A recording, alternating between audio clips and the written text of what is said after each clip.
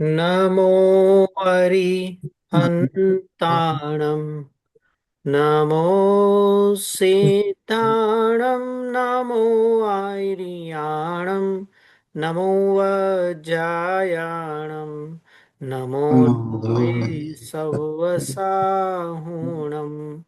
मङ्गलं भगवान् वीरो मङ्गलं गौतमो गणी मङ्गलं कुन्द कुन्दार्यो जैन धर्मोऽस्तु मङ्गलम् सर्वमङ्गल्यमाङ्गल्यं सर्वकल्याणकारकं प्रधानं सर्वधर्माणां जैनं जयतु शासनं जैनं जयतु शासनं नमस्य समयसारस्य स्वानुभूत्या च कासते चित्स्वभावाय भावाय सर्वभावांतरचिदे।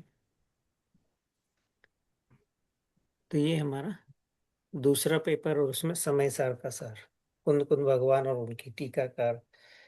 तो अब तक हमारा पुण्य पाप अधिकार तक हमारी चर्चा हो गई। तो वो सारांश में हम देख रहे हैं। तो पहले पूर्व रंग, फिर जीव जीव अधिकार, फिर कर्ता कर्म अधिकार और पुण्य पाप अधिकार, यहाँ तक हमारी अंतिम चर्चा हुई थी। अब आगे पुण्य पाप के बाद आश्रव अधिकार, फिर आश्रव के बाद फिर बंध और मोक्ष, इन सब की चर्चा। तो अब हम चालू करते हैं जहाँ पिछली बार हमने हम्म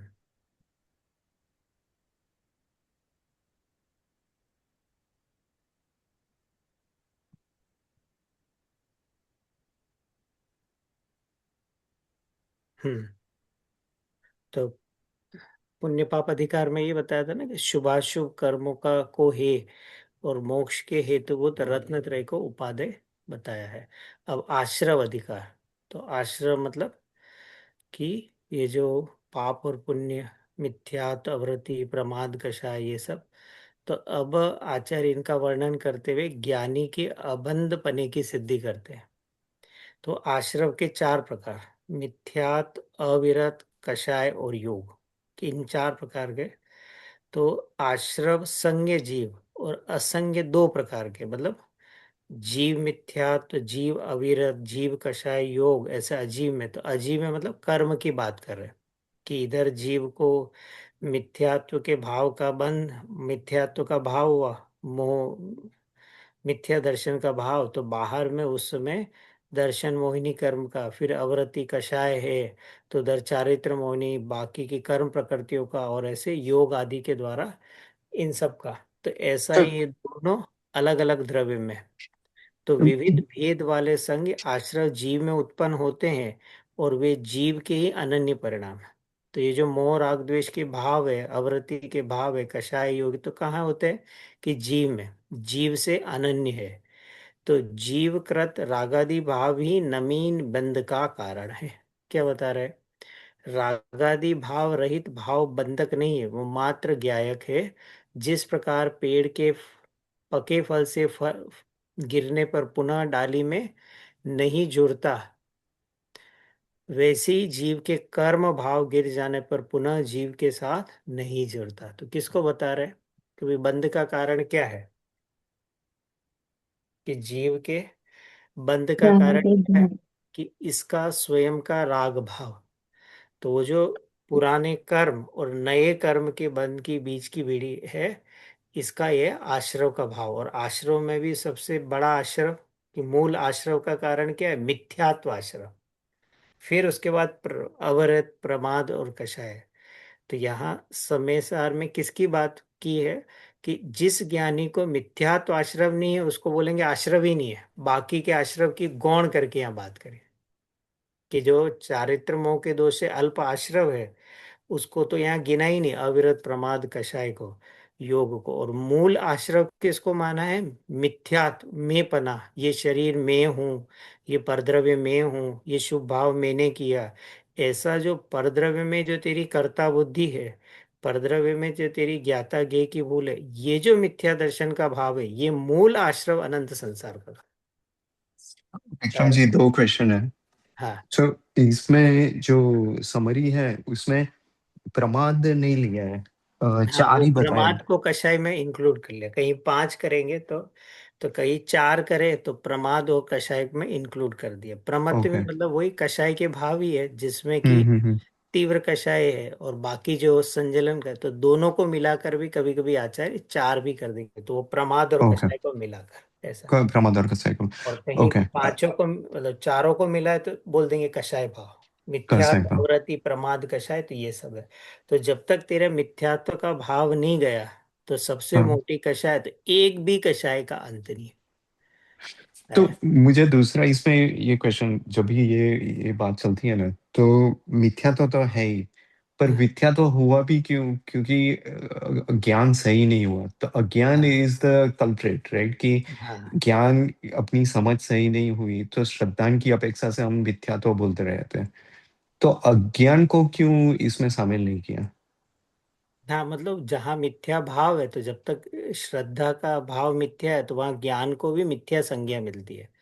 इसलिए अब जब ज्ञान श्रद्धा का गड़ा सही होता है तो ज्ञान को भी सम्यक ज्ञान की संज्ञा मिलती है। ये जो मिथ्या भाव है तो उसमें गर्भित है, अच्छा, ज्ञान घर भी भी उसमें था। मिथ्या है। क्योंकि ओके ओके। पर वो जो मूल कारण है कि जब तक श्रद्धा का निर्मल हम्म। परिणमन नहीं है तब तक ज्ञान का भी नियम, तो उसमें वो गर्भित है कि वहाँ मिथ्यात्व का भाव है, तो मिथ्या ज्ञान और मिथ्याचार ये सब जोड़े से रहेंगे। ओके ऐसा नहीं है कि ज्ञान सम्यक है और श्रद्धा, ऐसा नहीं है, वो तीनों एक साथ अनंत गुणों में निर्मलता एक साथ होगी इस पर ओके ओके, थैंक यू। है। तो यहाँ पर नवीन बंध का कारण क्या बताया है? मेरे मिथ्यात्व का भाव। तो कि तूने कोई पूजा का भाव किया और माना इस भाव से मुझे लाभ हुआ, ये मिथ्यात्व आश्रव की ये नवीन बंध का कारण है। तो ज्ञानी को इस भाव का भाव है, तो बाह्य में भले ही भी वो पूजा आदि शुभ भाव करता हुआ दिखाई देता है, पर अंदर में यह भाव मैंने किया, इस भाव से मुझे लाभ है, ऐसी बुद्धि न होने के कारण उस सम्यक दृष्टि को क्या बोल रहे हैं कि आश्रव नहीं है, निराश्रव है। ये इस पूरे आश्रव अधिकार का सार है। इस तरह आचार्य पूरे अधिकार की करेंगे कि तूने मिथ्यात्व का भाव किया, निराश्रय हो गया तो मुक्त हो गया। क्योंकि आध्यात्म शैली में चारित्र के दोष को गौण करके बात की जाती है। सूर्य कला आरस क्लियर। यस।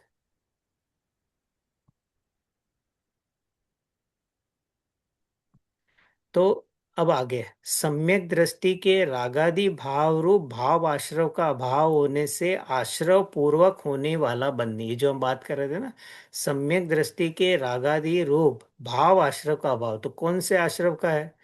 कि बाहर में जो मिथ्यात्व आश्रव का भाव होने से आश्रव पूर्वक होने वाला बंध नहीं है।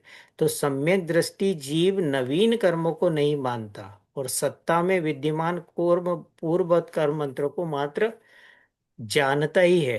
तो ये जो पूर्ववत द्रव्य आश्रव मात्र कार्मान शरीर के साथ बंधे हुए मिट्टी के ढेले के समान है। अतः द्रव्य आश्रव तो स्वभाव से भिन्न ही है। ज्ञानी के तो भाव आश्रव का भी अभाव होने से ज्ञानी को निराश्रव कहा जाता है। तो किस प्रकार से निराश्रव है? कि बाहर में जो कर्म है वो तो आत्मा से अलग ही है ना, वो तो जड़ कर्म की प्रकृतियां हैं, तो वो तो अजीव तत्व है कि वो तो जीव से भिन्न है ही है। पर ज्ञानी को मिथ्यात्व का आश्रव नहीं है, मोहन ही अंदर में जगत में, कि ये शरीर में हूँ, ये राग मेरा है, ये परद्रव्य मेरे लिए इष्ट अनिष्ट है। तो ऐसे मोह का अभाव होने से उसको क्या है, नवीन कर्मों का बंधन ही है। कौन से? तो उस मिथ्यात्व मोह के निमित्त से, तो इसलिए उसको क्या बोला है कि वो निराश्रव है। अब अगर हम करणान योग की देखें तो अब क्या रहेगा कि भाई अभी चारित्र का तो दोष है, पर इसको यहाँ गौण करके क्या बोला है कि दर्शन मोहिनी गया, ये मिथ्या तो गया, तो बोलते हैं निराश्रव है, मुक्त हो गया, दृष्टि मुक्त हुआ। ये शैली यहाँ अपनाई है कि भाई वो भी तो व्यापार करता है, वो भी तो छह खंड का भाव करता है। कि वो जो चारित्र का दोष है, वो जो अस्थिरता जन्य भाव, वो अनंत संसार का कारण ना होने से उसको यहाँ गौण करके और ज्ञानी को क्या बोला है, निराश्रव बोला है। ये शैली हमको यहाँ कर रही है। आ रहा है सबको? कि जो अनंत काल में नी काम किया, एक ही काम नहीं किया कि इस मोह का तूने अंत नहीं किया, बाकी पूरे भवन में क्या किया, अनंत बार तूने जन्म लिया है। अनंत द्रव्य क्षेत्र काल भव और भाव, अनंत बार तूने ये सब किया, पर एक ही काम की नहीं किया कि निज आत्मा को तूने ग्रहण नहीं किया, शुद्धात्मा को तूने नहीं किया, इसलिए चतुर्गति परिभ्रमण में है।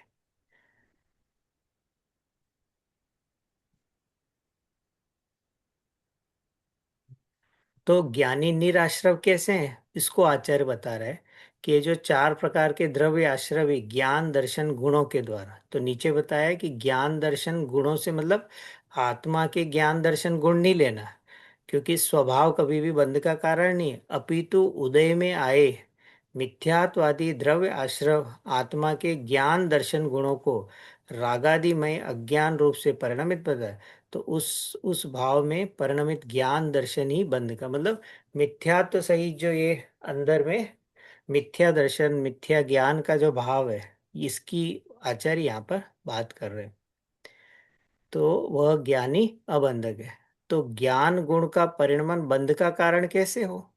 अभी आचार्य के भाई ज्ञान तो आत्मा का स्वभाव है, वो बंध का कारण है, तो कैसे? कि आत्मा का ज्ञान गुण जब तक जगन्य अवस्था में रहता है, तब तक अंतर्मुहूर्त में निर्विकल्पता से सविकल्पता को प्राप्त करता है, अतः उस समय नवीन बंध का कारण होता है। तो ये जगन्य अवस्था मतलब कि जब तक ज्ञान के दो परिणाम होते हैं ना, सयोपशम दशा और शायिक दशा, तो जिनका ज्ञान शायिक है मतलब केवली भगवान, वो तो निरंतर आत्मा में लीन है, उनके तो रंच मात्र भी कर्मों का बंधन नहीं। पर जो जीव अल्पज्ञ है, अल्प दशा में है, तो उनके जो अल्प ज्ञान है, उस अल्प ज्ञान में निर्विकल्पता अंतर्मुहूर्त से ज्यादा नहीं रहती है। तो इसलिए वो जो अस्थिरता जन्य राग है, वो उनके बंध का कारण है। तो यहाँ उस चारित्र के दोष की बात की, ऊपर वाले गाथा में तो बताया कि निराश्रव है, अब बोल रहे हैं कि अभी आचार्य बोल रहे हैं कि ज्ञानी को भी बंध होता, तो किसकी बात करके? कि वो जो अस्थिरता से चारित्र का दोष है, कि वो उसके कारण ज्ञानी को, क्योंकि अभी अल्प ज्ञान है, तो आत्मा में हर समय रह नहीं पाता उपयोग।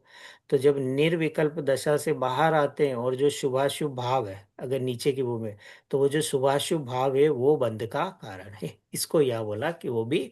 तो वहां उस दोष को तो दोनों गाथाओं में बैलेंस करके बात करी। यार सुनिए। जी।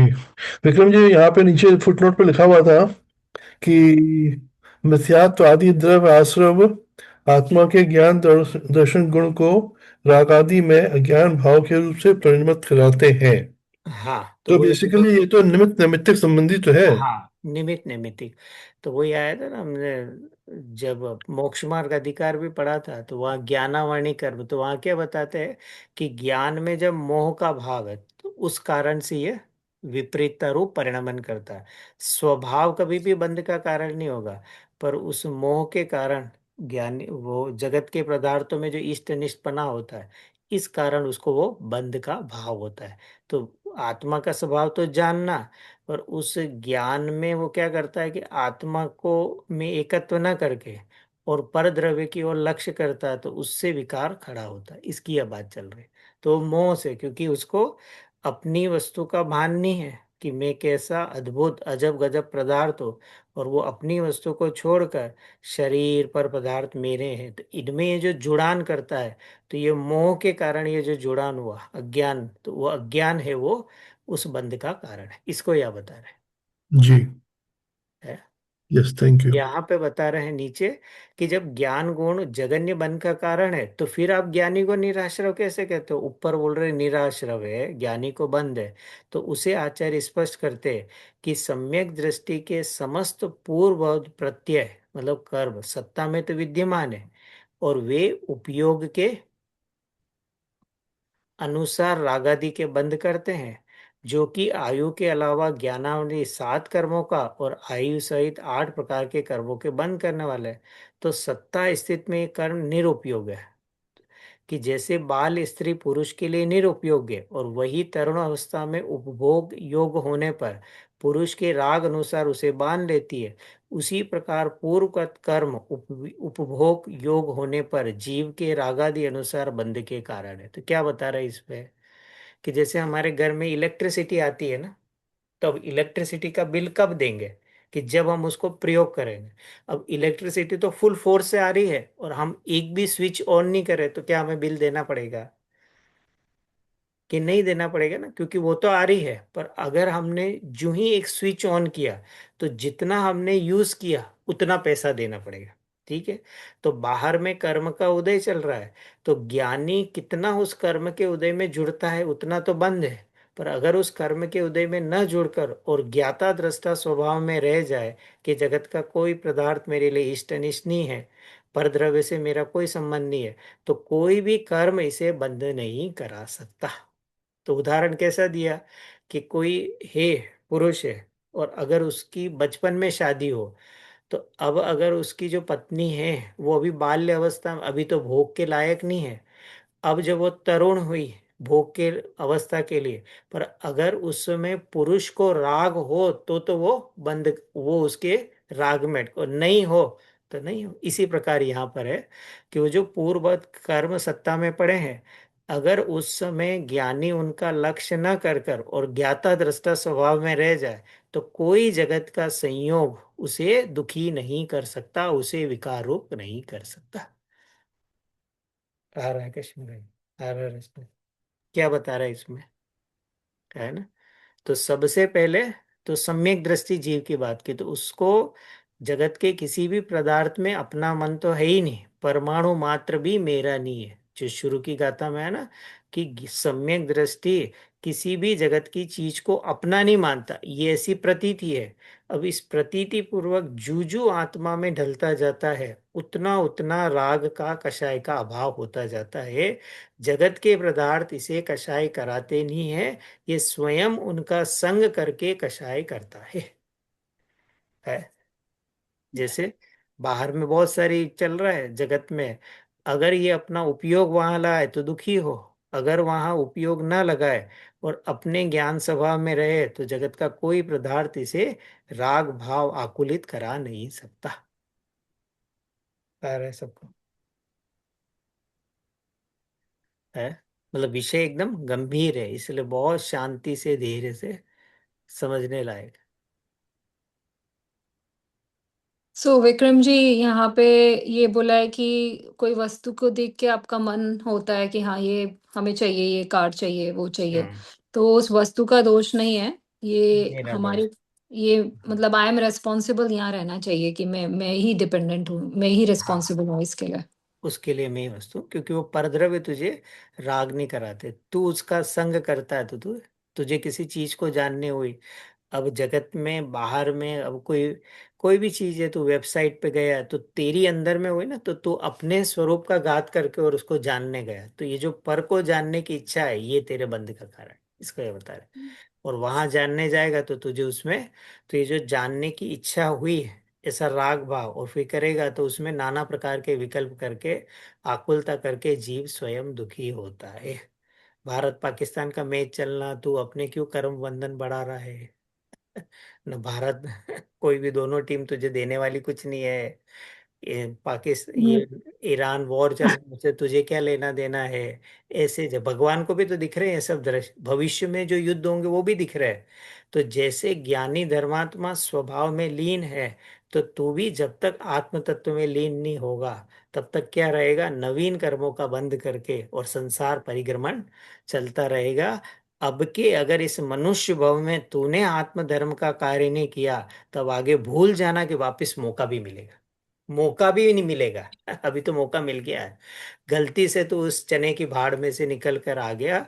इसलिए इस सम्यक दर्शन को आचार्य क्या बोल रहे? मरण तुल्य होकर, कष्ट पाकर भी तुझे प्राप्त करना है। इसके बिना तेरे भव का अंत आने वाला नहीं है, इसके बिना तेरे ये दुख का अंत होने वाला है। इस मनुष्य भव के तो दुख कुछ नहीं है, आगे ऐसी ऐसी योनियों में जाएगा कि जहां दुखों से पुकार करता रहेगा और तेरी पुकार सुनने वाला कोई नहीं होगा। अरे। बट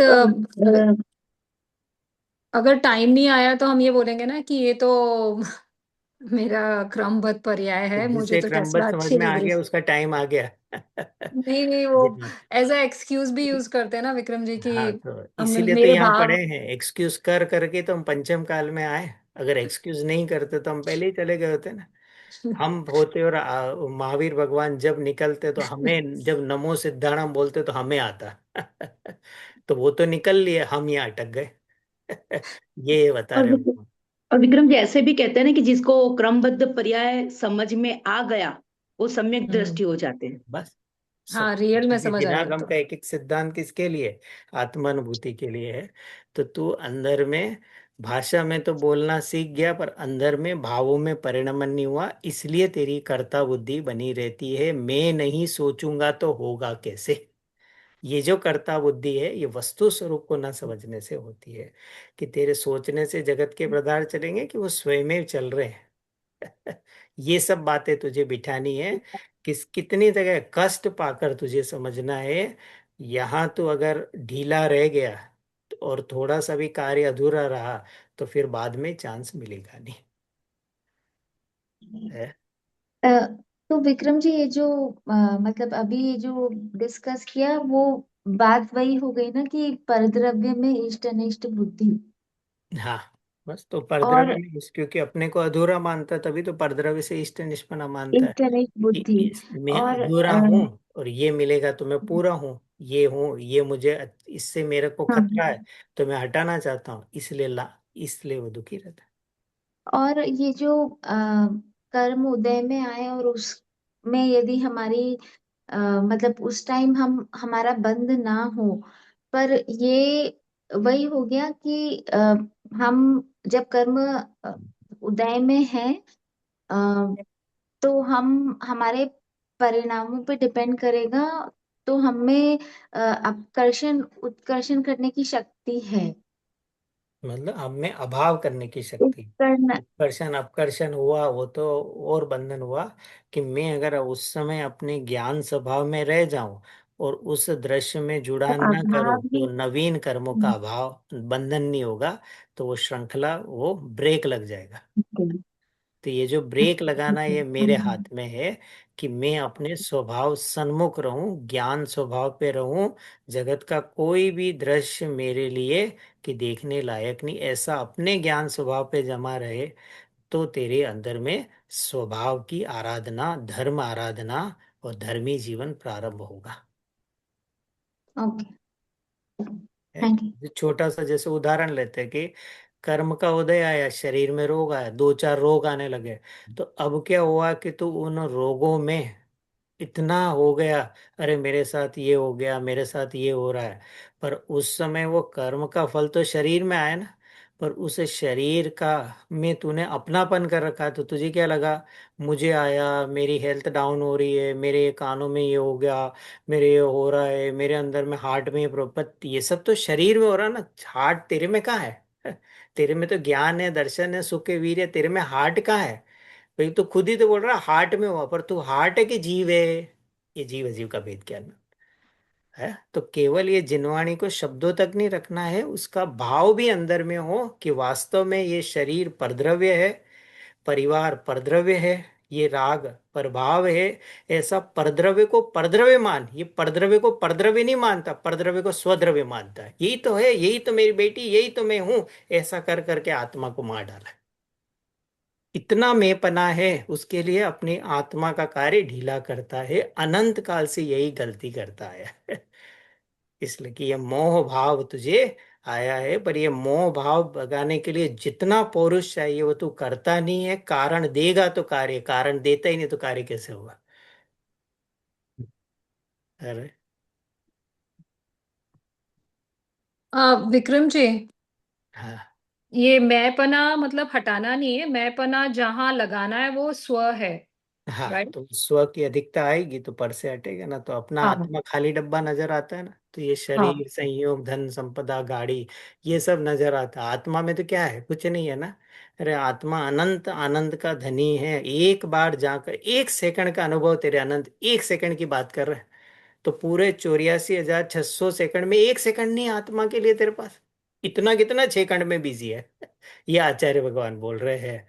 कितना तत्व ज्ञान का निर्णय चाहिए कि परद्रव्य से भिन्न होकर और निर्विकल्प स्वसंवेदन में आए, तो आत्मा का निर्णय कितना पक्का होगा, तो अनुभव होगा। तो आत्मा का निर्णय नहीं है, क्योंकि तेरा तत्व विचार जिस गति से चलना चाहिए वो है नहीं। सुन सुन के सब रख दिया है ताक में, पर उसका निर्णय पक्का करेगा तो फल मिलेगा। वरना आधा भाव चला गया, आधा का अब आधा भी नहीं बचा है। 50 हो गए, 10-20 साल और बचे। 60 वाले के 5-10 साल और बचे। वो 75 वाले के तो समझ लो हर दिन बोनस पे चल रहे हैं। अब तू देख ले, इंटरवेल का लास्ट समय चल रहा है, करना क्या है? आया है प्रभु, इतना तुझे यहाँ रिस्पॉन्सिबिलिटी लेकर कार्य करना है। आज तक अनंत काल से मैंने एक तिनका भी नहीं तोड़ा है। वो माना ऐसे है कि मैंने 6 खंड में बहुत काम किया है।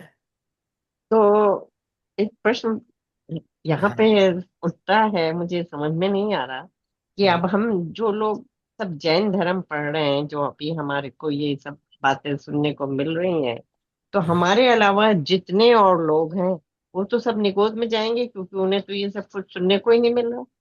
हाँ। बस अगर नहीं मिला त्रस पर्याय में कदाचित आगे है, तो निगोदी है ना, जहां से आया वही है, पक्का है। इसलिए तो बोल रहे अनंत जीवों में कुछ ही जीव को ये मौका मिलता है, उसमें तेरी लॉटरी लगी है।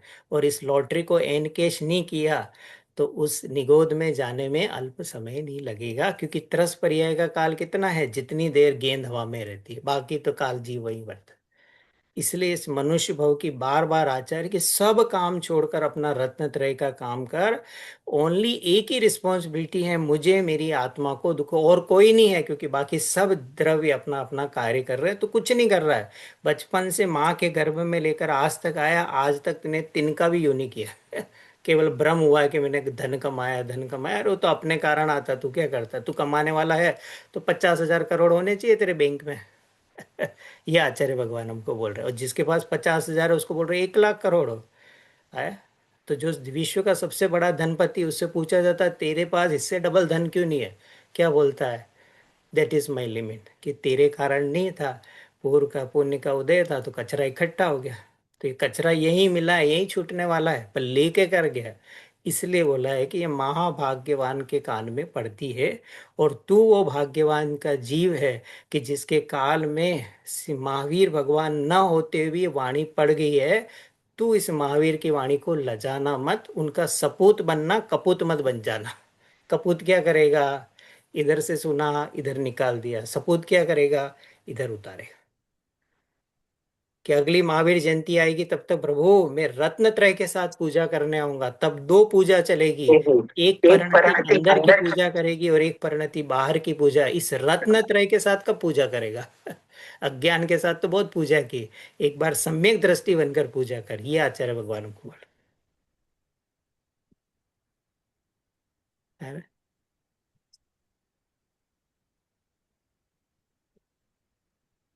तो यहाँ आगे को आचार्य क्या बोल रहे हैं कि आश्रव भाव के अभाव में प्रत्येक को बंधक नहीं कहा है। तो जिसको आश्रव भाव का अभाव है तो उसमें वो कर्म का बंधक नहीं कहा है, क्योंकि राग द्वेष मोह रूप अभाव भाव सम्यक दृष्टि के नहीं होते। तो किस अपेक्षा से बात चल रही है कि वो जो सम्यक दृष्टि, उसको मिथ्यात्व का भाव गया, तो उसको बोल रहे हैं कि बाकी जो अल्प रागादि भाव है उनको भी गौण करके बोल रहे हैं कि वो मोह राग द्वेष के अभाव में सम्यक दृष्टि के नहीं होते। अतः सम्यक दृष्टि के द्रव्य प्रत्यय कर्म बंधन के कारण नहीं होते। बाहर में जो कर्म का उदय है, द्रव्य प्रत्यय मतलब कि बाहर में जो कर्म का उदय है वो बंध का कारण नहीं है। इसलिए ज्ञानी को अबंधक कहा है। जब ज्ञानी शुद्ध नय से च्युत होता है, तब पूर्व कि अगर वो अपने स्वभाव से च्युत होता है तो वो पूर्ववत द्रव्य प्रत्यय जीव के रागादि भाव का निमित्त पाकर नवीन कर्म का बंध करते हैं। कि जब वो अपने स्वभाव से भ्रष्ट हुआ तब कर्म के उदय में जुड़ा, और नो नए जो रागादि भाव किए उस रागादि भाव से नए द्रव्य कर्म का बंध हुआ। तो इस प्रकार इस अधिकार में आचार्य ने बंध का मूल कारण किसको कहा है? भाव आश्रव को, जिसके सद्भाव में अज्ञानी बनता है और जिसके अभाव होने पर द्रव्य आश्रय का भी विद्यमान हो, तो ज्ञानी को नवीन कर्म बंधन न होने से अबंधक कहा है। तो किस अपेक्षा से? कि ज्ञानी के अंदर में मिथ्यात्व का अभाव हुआ, तो जो अल्प राग है उसको भी गौण करके बोल रहे हैं कि वो अबंधक है। और अज्ञानी का हर समय बंध है। कब? कि जब तू माला फेर रहा है अज्ञान दशा में तो बंध है। तू आराधना कर रहा है तो बंद है, सम्य शिखर की यात्रा कर रहा है तो बंद। अरे तू किसी मुनिराज को, तीर्थंकर भगवान को आहार दे रहा है, उस समय भी अज्ञान दशा में बंद है। भगवान को आहार दिया इसलिए दर्शन मोहिनी चले जाएंगे, एम नति ऐसा बुलावे में मत रहना। ये पुरुषार्थ का मार्ग है, कह रहा है सबको। इसलिए वो आचार्य ने यहाँ पे अब आगे वाला अधिकार आश्रव के बाद कि संवर अधिकार, ऐसा चल रहा ना, नायक खल नायक, तो आश्रव के अपोजिट में क्या डाला, संवर डाला। तो इस अधिकार में बताया है कि भेद विज्ञान से शुद्धात्मा की उपलब्धि होती है। मतलब धर्म की उपलब्धि का कारण क्या है, भेद विज्ञान। तो भेद विज्ञान का मतलब क्या है कि राग शरीर और कर्म से अलग अपने अभेद अखंड आत्मा का अनुभव होना, उससे शुद्धात्मा की उपलब्धि होती है। तो उस भेद विज्ञान से ही अनंत जीव सिद्ध हुए हैं, हो रहे हैं और होंगे। और उसके होने पर यह जीव मिथ्यात और रागादि विकार भाव नहीं करता, तो अतः नूतन कर्मों का संवर हो जाता है। जितना मिथ्यात्व सहित रागादि भाव का अभाव है, तो उससे क्या हुआ, नूतन कर्मों का संवर हो जाता है। तो संवर के लिए क्या करना, भेद 25 विज्ञान। उपवास करना कि 50 उपवास करना, ऐसा मानते हैं जगत में कि बाहर में व्रतादि करने से तपादि करने से बहुत कर्मों की निर्जरा होती है, और ज्यादा इतनी मालाएं फेरेंगे तो ऐसा सब चलेगा, जितनी यात्राएं करेंगे ऐसा, जो बंध का कारण है उसे संवर का कारण मानता है। ये सात तत्व में भूल है। और यहाँ संवर अधिकार में आचार्य क्या बोल रहे हैं? भेद विज्ञान, भेद विज्ञान से तो संवर मतलब कि अंदर में भाव संवर, सम्यक दर्शन कि सम्यक दर्शन का प्रकट होना। सम्यक दर्शन के बिना रंच मात्र भी कर्म का अभाव नहीं होता। कोई तुझे बोले व्रतादि तपादि ले ले और तेरे कर्म का भाव हो जाए, तो वो स्वयं भी भूल है और तुझे भी उल्टा रास्ता दिखा रहा है। ऐसे मूर्ख अज्ञानी की बात को वहीं छोड़कर उसके पास दे दे जाना, लेकर मत आना। ये आचार्य भगवान इसमें बता रहे। जब भेद विज्ञान के लिए तुझे क्या करना, क्या आचार्य बता तो दिया कि भेद विज्ञान के लिए तुझे छह द्रव्यों का, सात तत्व का, वस्तु का स्वरूप यथावत हो, तो अंदर में ये परद्रव्य मेरे नहीं है, ये शरीर मेरा नहीं है, जगत का कोई पदार्थ मेरा नहीं है, ये चैतन्य मैं हूँ, ये ज्ञाता दृष्टा मैं हूँ, ऐसे भेद विज्ञान वस्तु स्वरूप का निर्णय करेगा, तो तुझे अंदर में भेद विज्ञान प्रकट होगा। इसलिए तुझे बार बार दिन में 2-4 घंटे तत्व अभ्यास करेगा तो होगा। और बाहर के ही पाप कार्यों में लिप्त रह गया, तो जैसे ही आधा भाव चला गया, बाकी के कुछ वर्ष भी ऐसे ही चले जाएंगे। और एक दिन खबर आ जाएगी व्हाट्सएप पे, स्वर्गीय। कुछ नहीं लेकर जाएगा। अरे प्रभु, है आजकल तो आते ही है ना। आज सुबह मिले हैं, दिन में आ गई खबर, आ गई। आजकल तो ऐसी खबर आ रही है कि वहां गया था, अभी तो एक जने का आया वीडियो आ रहा है, रेस्टोरेंट में बैठा, ऑर्डर किया, ऑर्डर किया, और घर वाले ढूंढे, दे छूट गए। 42 ईयर्स का बालक। तो 40 के बाद खतरा है। अरे तू तो 50-60 में पहुंच गया है, तू तो बोनस पे जीवन जी रहा है, इसमें अपना जीवन लगा क्यों? मुझे आत्मा की प्राप्ति नहीं है, इसके अलावा जीवन में कोई प्रॉब्लम ही नहीं है, मुझे कैसे आत्मा मिले, इसके अलावा कोई प्रश्न ही नहीं है। इसके प्रश्न ही उल्टे सीधे, मेरी ये नहीं हुआ, मेरी ये नहीं हुआ। अरे तो सब छोड़ के जाना है ना। तो जो चीजें छोड़ के जाना, उसको इकट्ठा करे फिर छोड़े, ये तो पागलपन है ना। जो लेकर जाना है रत्नत्रय, तू उसके लिए प्रयास कर। ये अनंत सुख की यात्रा पे है, ये वापस अवसर मिलेगा नहीं। बार बार सारे ज्ञानी क्या बोल रहे हैं, जिनवर कति ताते जिन अभ्यास कीजिए, हे दोल सुत चेत सयानो काल व्रथा मत गवा, ये नर भव मिलने। बार बार हर ज्ञानी ये बोल रहे हैं, यूं भाव कर्म या भाव मरण सदियों से करता है, अनंत काल से केवल दुख और दुख के अलावा कुछ भोगा नहीं है। रे जाग रे चेतन जाग, अब भोर वही कि कब जागूंगा। कि आचार्य आप तो नगाड़े बजाते रहो, मैं तो वो जीव हूँ कि मुझे तो अपने पीहरवासी निगोद के पास जाना है। जिस आलू को जेनी छूता नहीं है, उसमें बनने के लिए मैं तैयार हूँ। कि तुझे ही उत्साह लाना है, ये एकला चालों का मार्ग है, यहाँ कोई तुझे सपोर्टिंग मिलेगा। तो तो ये निर्मोही ज्ञानी गुरु मिलेंगे। बाकी तो जगत में मोही है जो तुझे मोह में फंसाएंगे। तुझे निर्मोही की बात सुननी है, मोहियों की बात नहीं सुननी। सारा कश्मीर में हाँ, मोही क्या बोलेंगे? लेट्स चलो डू कल। स्पेंड या Saturday Sunday, where to spend? Niagara Falls, वो फाल यही घुमाएंगे। और निर्मोही क्या बोलेंगे? चैतन्य ही तेरा नियाग्रा है, चैतन्य ही तेरा इटली है, चैतन्य ही तेरा, अरे यहाँ चला जा, एक बार में सब जगह चला जाएगा। अरे कि इसमें जीवन लगा।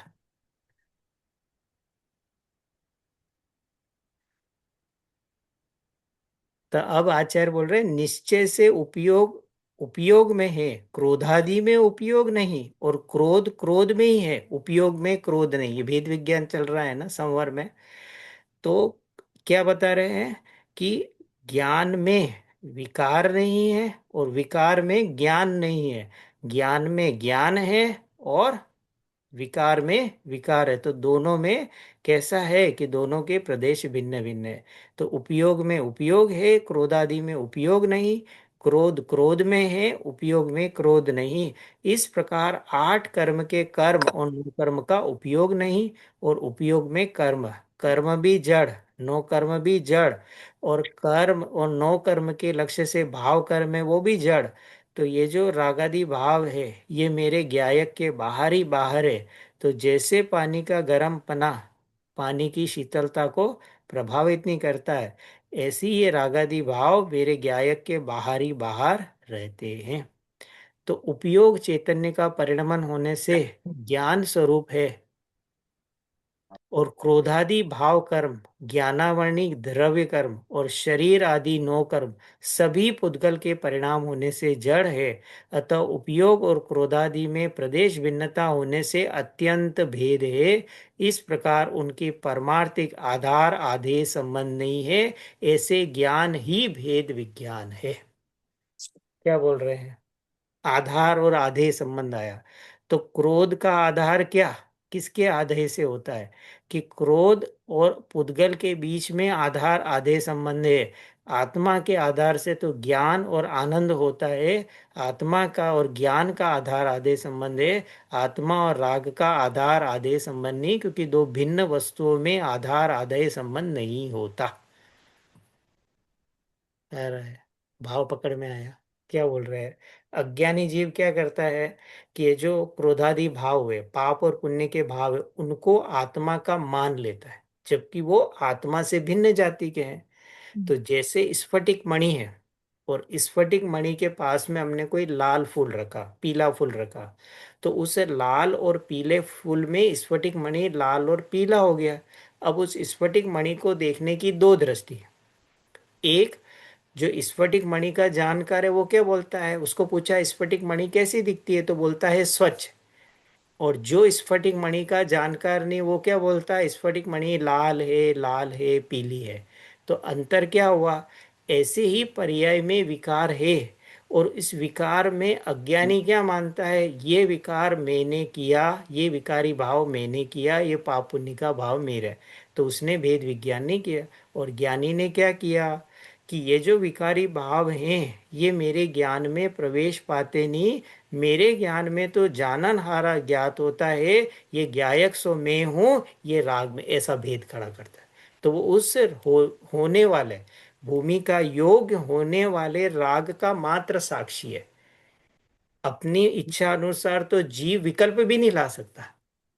विकल्प भी अपने क्रम अनुसार आते हैं। रोग के काल में रोग आता है, विकल्प के काल में विकल्प आते हैं। आत्मा तो जाना नहा रहा है, पर अज्ञानी को लगता है मैं ये विकल्प लाऊं, मैं विकल्प लाऊं। तो अपने अनुसार तो विकल्प भी नहीं ला सकता। आ रहा है सबको? आ रहा हाँ, है? सो विक्रम जी, यहाँ पे विकल्प को अलग कर दिया, मतलब थॉट्स को अलग कर दिया। तो वो आत्मा का नहीं बताया। तो थॉट्स आर नॉट ज्ञान, जिस हम आत्मा और स्वभाव, उपयोग और हाँ। ज्ञान की बात कर रहे हैं, वो थॉट्स भी वो नहीं है, राइट? हाँ, वो सो थॉट्स भी नहीं है ना, क्योंकि वो जड़ है, कर्म के लक्ष्य से है। तो जीव का स्वभाव नहीं। उपयोग आत्मा का लक्षण है, तो लक्षण से लक्ष्य तक जाना है। पर राग आत्मा का लक्षण नहीं, क्योंकि राग आत्मा से अलग हो जाता है। जैसे गर्म पना पानी का लक्षण नहीं है, शीतलता पानी का लक्षण है, तो राग भी विभाव है, स्वभाव नहीं है। ये दोनों में भेद बताया। भेद दो भिन्न भिन्न चीजों में होता है, ज्ञान और आत्मा में भेद नहीं बताया, राग और भगवान आत्मा में भेद बताया है। So उपयोग is exchangeable word for ज्ञान. हाँ, दो उपयोग है ना, उपयोग में उपयोग है, तो एक उपयोग Yeah. पर्याय रूप, दूसरा उपयोग द्रव्य रूप। तो उपयोग में उपयोग है, तो उस ज्ञान का तादात्म्य संबंध ज्ञायक के साथ है, तो ज्ञान का संबंध राग के साथ नहीं है। पर अज्ञानी क्या देखता है कि जब ज्ञान की पर्याय, ज्ञान का स्वभाव क्या है, स्वपर प्रतिभास रूप, राइट। तो Yeah. जैसे उसको किसी चीज को लेकर क्रोध का भाव आया, बराबर, तो अब वो जब क्रोध का भाव आया और उस समय ज्ञान का भी जन्म हुआ, तो जब उस क्रोध का ज्ञान में प्रतिभास बनता है, तो अज्ञानी क्या मानता है, यह क्रोध मैंने किया, ये वेद ज्ञान ने किया, ये शरीर मेरा है और मैं इस शरीर को स्वस्थ कर दूंगा। जैसे रोग का पता लगता है तो इसका अगला क्या होता है, Mm. Doctor just tell me I will get it done. कर सकता है कोई शरीर की क्रिया को, भ्रम है। अच्छा तुमने ये ट्रेडमिल लाए, मैं भी ट्रेडमिल ला के करूंगा, कर लेगा ना तो शरीर को ठीक। ये अज्ञानी मिथ्या दृष्टि की मान्यता है। तो वो देह का परिणमन विकार उससे भेद नहीं करता है, और उसको मानता है मैं जीव और अजीव एक है, ऐसा अंदर में मानता है नहीं, ये अलग अलग है। पर अंदर में कैसा बैठा हुआ है, मैं शरीर के अनंत परमाणुओं को अपने अनुसार हल्का भारी कर सकता हूं, ये मिथ्या दर्शन है। आ रहा है सबको, आ रहा है? गले नहीं उतरेगी बात। Mm. आ रहा ना, अनादि का बैठा हुआ है ना, मैं करता तो उसको बैठेगी नहीं। ये तीव्र पुरुषार्थ तत्व ज्ञान वस्तु स्वरूप को समझने से होगी, है। इसके लिए आचार्य, तो यहाँ तो जिसे अभी शरीर आत्मा से भिन्न नहीं दिखाई दे रहा, तो अंदर राग भगवान आत्मा से भिन्न किसे दिखाए, अभी तो पुत्र पुत्रादि जो अलग है ये भिन्न नहीं दिखाई देते। आ मारी डॉटर, आ मारा डोकरो, है कोई तेरा डॉटर है, आत्मा में डॉटर उत्पन्न करने की शक्ति है, कौन से गुण से पैदा होते अरे शरीर से उत्पन्न नहीं होते, वो तो स्वयं अपने कारण है। फिर भी उनको अपना मानकर पागल पागल और पागल हुआ है, दुनिया पागल, ये उससे बड़ा पागल। अरे प्रभु, ये सर्वज्ञ भगवान की वाणी है। कुंद कुंद भगवान 8 दिन विदेह क्षेत्र के लिए हम पामर जीवों के लिए लेकर आए हैं। जब उनको समय सा लिखा तो उनको भरत क्षेत्र में मैं ही एक वो जीव दिखा जिसके लिए कुंद कुंद भगवान की कलन। ऐसा हो भाग्य आएगा तो जिनवाणी इसमें कुछ लेकर करेगा। आ रहा है सबको, किन्नरी बेन आ रहा है। अरे ये चर्चा सुनना दुर्लभ है। चर्चा में क्या आता है, धर्म के नाम पर क्या बाहर में ढिंडोरा होता है। How many vrat you are doing it, how many tap you are doing it, did you did varshik tap और नहीं, तुमने ये प्रतिक्रमण किया कि नहीं, वार्षिक करो। कोई ये बात करता है भेद विज्ञान करो, अरे शब्द नहीं सुना है जिन दिगंबरियों ने। 6 द्रव्य क्या है, 7 तत्व क्या है, सर्वज्ञता क्या है, क्रमबद्ध पर्याय क्या है। अरे कितने ही दिगंबर तो इतने अभागे है कि जीवन भर हाथ में जिनवाणी नहीं आती है। अरे हाथ में आना महाभाग्य है। अरे ना, ये दिख रहा है, क्या दिख रहा है, ये समय सार है। इसको हाथ लगाने के लिए भवो भवो से पुण्य हो तो हाथ में जिनवाणी आती है, और इसका पन्ना खुले तो समझ ले तेरे भव का अंत करने वाली ये समय सार, ये जिनेन्द्र की वाणी है। तो एक ग्रंथ की बात कर, ऐसे कितने ही ग्रंथ है जिसमें तेरे जन्म मरण का अंत लिखा है। अरे प्रभु, है। इसलिए इसके लिए तुझे समय निकालना पड़ेगा।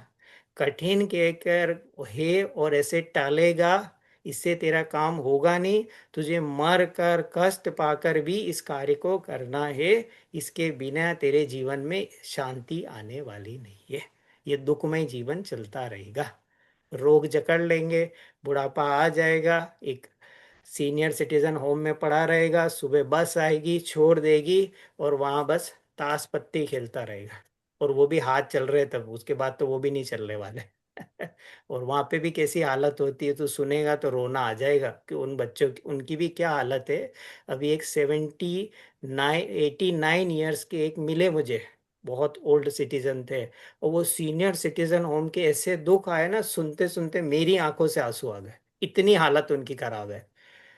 वो हस्बैंड वाइफ उनके बच्चे वगैरह छोड़ देते हैं, वो नौकरी पे चले जाते हैं, और वहां उनको ऐसा ट्रीटमेंट किया जा सकता है, शायद नरक में अच्छा ट्रीटमेंट मिलता होगा। ये है तेरे पाप का उदय, तो ऐसे ही मिलता है। है? इस तरह से बोल रहे हैं, उनके तो कान में पड़ी नहीं है, वो तो अन्यमति है। अरे तेरे कान में तो वाणी पड़ी है, तू अंदर में निर्णय करके और उस भेद विज्ञान की कला को कर। ये राग अलग, शरीर अलग, 24 घंटे ये भेद ज्ञान कर। मैं जानन हारा हूं, करने वाला नहीं, मैं जानन हारा हूं। ज्यादा कुछ भी नहीं समझ में आए, बार बार ज्ञाता के संस्कार डालता रहे, हर परिस्थिति में कैसे सहज रहे, होता जगत परिणाम, करता न कर, सब सही चल रहा है, ऐसे बार बार इन मंत्रों को याद रख। तारा सूर्य कलांडी, जी। कि कितना अंदर में उत्साह पूर्वक तुझे करना पड़ेगा। पग पग पर जैसे लोक में धन चाहिए, यहाँ पग पग पर तुझे भेद ज्ञान का पुरुषार्थ करना है, उठते ही चालू हो जाना चाहिए हर क्षण। कभी तू देखेगा तो ब्रश नहीं मिल रहा है, कभी बोलेगा तो कोई तुझे कुछ बोल रहा है, ऑफिस गया तो बॉस का मुंह चढ़ा हुआ है, टीम में गया तो टीम का, वहां हर जगह तुझे भेद ज्ञान करना है कि बाहर का कोई भी दृश्य मेरे अधीन नहीं चलेगा। मैं तो ज्ञाता हूँ, जगत के 6 द्रव्य व्यवस्थित चल रहे हैं, व्यवस्थित जगत को व्यवस्थित नहीं कर सकता। ये वेद ज्ञान की कला है। सारा है सब कुछ।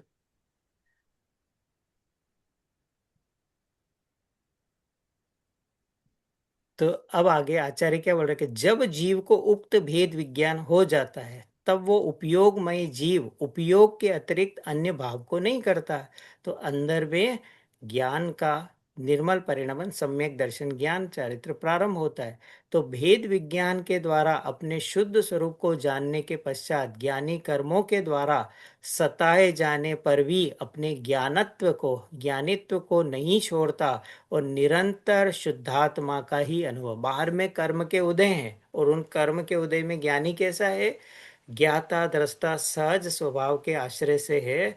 क्योंकि इस शुद्धात्मा को अगर मैंने छोड़ दिया, इसके अलावा जगत कोई भी शरणभूत नहीं है, जगत सब अनित्य आशरण है, और ये आत्मा ही शरणभूत है। ऐसा उन कर्मों के द्वारा सताए जाने पर भी अपने ज्ञायक भाव का अवलंबन छोड़ता नहीं है। और ये क्या करता है, हल्का सा कर्म का उदय आया, सबसे पहले आत्म आराधना ढीली पड़ जाती है। हल्का सा शरीर में रोग आया, कौन सा काम सबसे पहले सेक्रीफाइस करता है, कि सबसे पहले आत्मा का काम सेक्रीफाइस करता है, तत्व ज्ञान को करता है। तो कर्मों का द्वारा सताए जाने पर कर्म का उदय ज्यादा आए, उसमें ज्यादा तुझे तत्व आराधना करनी है, ताकि तू उसमें इधर उधर जाए नहीं। तो ऐसा ज्ञानी तो अपने स्वभाव में है, इसलिए निरंतर वेद ज्ञान से क्या कर रहे हैं, मोक्ष मार्ग और मुक्ति मार्ग में आगे बढ़ रहे हैं। अब नरकों में वो कर्मों के द्वारा सताए जा रहे हैं ना, तो जितने सम्यक दृष्टि नार की वो क्या है, उसमें कितने ही सम्यक दृष्टि नार की एक भवतारी है।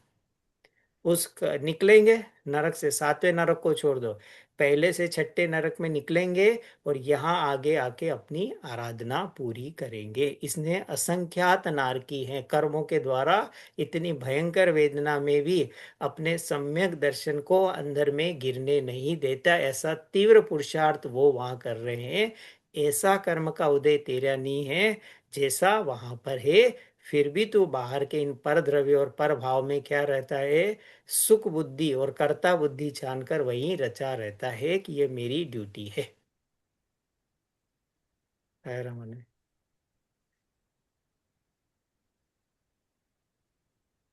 तो किंतु भेद विज्ञान रहित अज्ञानी आत्मा के स्वभाव को नहीं जानता। आत्मा कैसा है, उसमें कैसे गुणधर्म है, कैसा द्रव्य पर्याय, ऐसा उसके स्वरूप को नहीं जानता। राग को आत्मा मानता है, अशुभ मेरे लिए बुरा है और शुभ मेरे अच्छा है। तो 2-4 घंटे शुभ हो जाए तो ऐसा लगता है ना आत्मा में कुछ बढ़ गया है। अतः मोही रागी द्वेषी होता अशुद्ध आत्मा का अनुभव करता है, और अशुद्ध आत्मा को प्राप्त होता है। अतः सिद्ध होता है कि भेद विज्ञान से ही शुद्धात्मा की अर्थात धर्म की उपलब्धि होती है, और शुद्धात्मा की उपलब्धि होने से राग द्वेष रूपी आश्रव का अभाव होने पर नवीन कर्मों का बंधन नहीं होता। तो आत्मा का बंधन रुके, आत्मा मुक्ति मार्ग पर, तो तुझे क्या करना पड़ेगा? भेद विज्ञान की कला। तो क्या करना है भेद विज्ञान में? कि जो आत्मा से अलग है, राग पाप पुण्य के भाव और शरीर मुझसे दोनों अलग है, और वर्तमान में सिद्ध प्रभु में हूँ, मुझे सिद्ध होना नहीं, बना बनाया सिद्ध भगवान हूँ। है स्वभाव से सब जीव सिद्ध है कि नहीं है? तो जिसने उस स्वभाव से अभव्य को भी क्या बोला है कि तू भी भगवान है, भले ही वो अपने भगवान पने को, पर तू अपने को अपूर्ण जानकर और क्या मानता है, ये अमुक पुण्य की क्रिया करूंगा तो मेरे में बढ़ जाएगा। पर वो तो पुण्य तो विकारी भाव है, उसका तो अभाव करना है। तो जो शत्रु है उससे तूने मित्रता कर रखी है। इसको यहाँ आचार्य बता रहे हैं।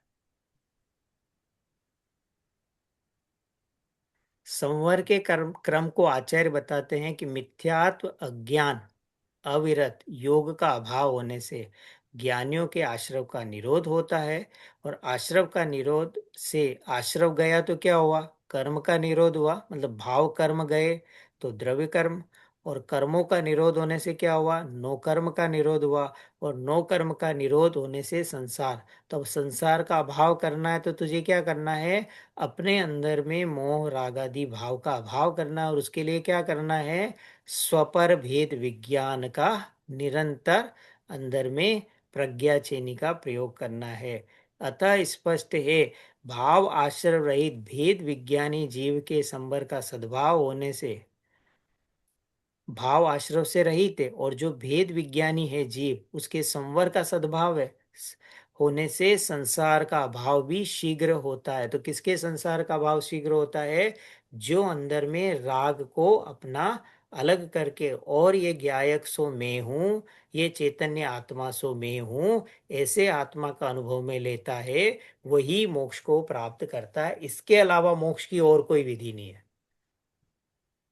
आ रहा है क्या? मोक्ष की विधि बताई है कि मोक्ष स्वरूप तो मैं हूं, तो मुझे मोक्ष जाना है, ये भी आश्रव भाव है।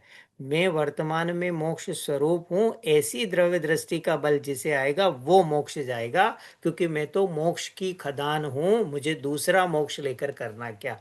मोक्ष तो पर्याय में प्रकट होगा, पर मेरे पर्याय मेरा लक्ष्य करेगी तो मोक्ष प्रकट होगा। ऐसा भेद विज्ञान है।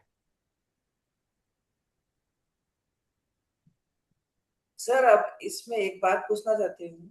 हाँ कोई मुझे मोक्ष जाना है ऐसी भावना भी नहीं करना चाहिए। हाँ तो हाँ, क्योंकि वो भी राग भाव है, आश्रम इच्छा हो गई ना। तो अब वो हाँ, मोक्ष का लक्ष्य कैसे प्रकट होगा, पूर्ण होगा? कि वर्तमान जो पर्याय है, वो मोक्ष आएगा किस में से? अपने त्रिकाली द्रव्य में से, त्रिकाल स्वभाव में से। तो वर्तमान पर्याय अपने को अदृश्य करके, गौण नहीं बताए ना, तो द्रव्य और पर्याय रूप वस्तु है।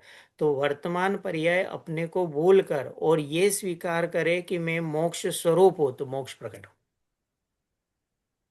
है। मतलब मतलब हमें जब भी समझ लीजिए अब फ्री है, नींद नहीं आ रही है, तो हाँ, उस समय हमें क्या चिंतन करना कि चाहिए? मैं ऐसा ही पूर्ण का पूर्ण हूँ, ऐसा वस्तु स्वरूप को बार बार है कि भाई मोक्ष तो एक समय की दशा है, पर वो मोक्ष किसका लक्ष्य करता है? तो जिसका लक्ष्य करता है वो द्रव्य में हूँ, तो मैं तो मोक्ष स्वरूप हूँ, जिसे मोक्ष चाहिए मेरी, ऐसा ही जो द्रव्य दृष्टि का वर्ष है, इस तरह से तुझे मोक्ष की प्राप्ति होगी, ये तुझे लक्ष्य करना है। तो वस्तु को बार बार करके और अपनी पूर्णता और प्रभुता को देखना है। देह मेरी नहीं है, वर्तमान में मैं अशुद्ध नहीं हूँ, अपूर्ण नहीं हूँ, वर्तमान में मैं सिद्ध प्रभु हूँ। तो जो वर्तमान में सिद्ध भगवान की वर्तमान दशा है, तो वो कहाँ से आएगी? उनके स्वभाव में से। ऐसा का ऐसा पूर्ण भगवान रूप हूँ, तो अपने को पूर्ण देखे, शुद्ध देखे, ऐसा बार बार चारों ओर से कि अकर्ता ज्ञाता सो मैं हूँ, इसकी विचारों में दृढ़ करे वस्तु है। हाँ, तो विक्रम जी, उपयोग का उपयोग, उपयोग में तो जो उपयोग पहला वाला पर्याय है, और दूसरा वाला जो उपयोग प्रोसेस जिसकी तरह यूज किया वो भेद वो विज्ञान है, और तीसरा वाला ज्ञान है। हाँ, नहीं मतलब उपयोग में उपयोग है तो वही है ना। तो वर्तमान ज्ञान पर्याय अपने को ये माने ये ज्ञायक में हो, तो अब वो जो ज्ञान ने क्या कर दिया ज्ञायक का, अनुभव किया, तो बोल रहे हैं कि उसी तभी भेद विज्ञान प्रकट हुआ। तो उस अनुभव के काल में, तो उस प्रकट ज्ञान पर्याय ने अपने को ये स्वीकार किया कि ये ज्ञायक मैं हूँ, तब जाकर वो भेद ज्ञान प्रकट हुआ। इसको बोल रहे उपयोग में उपयोग है।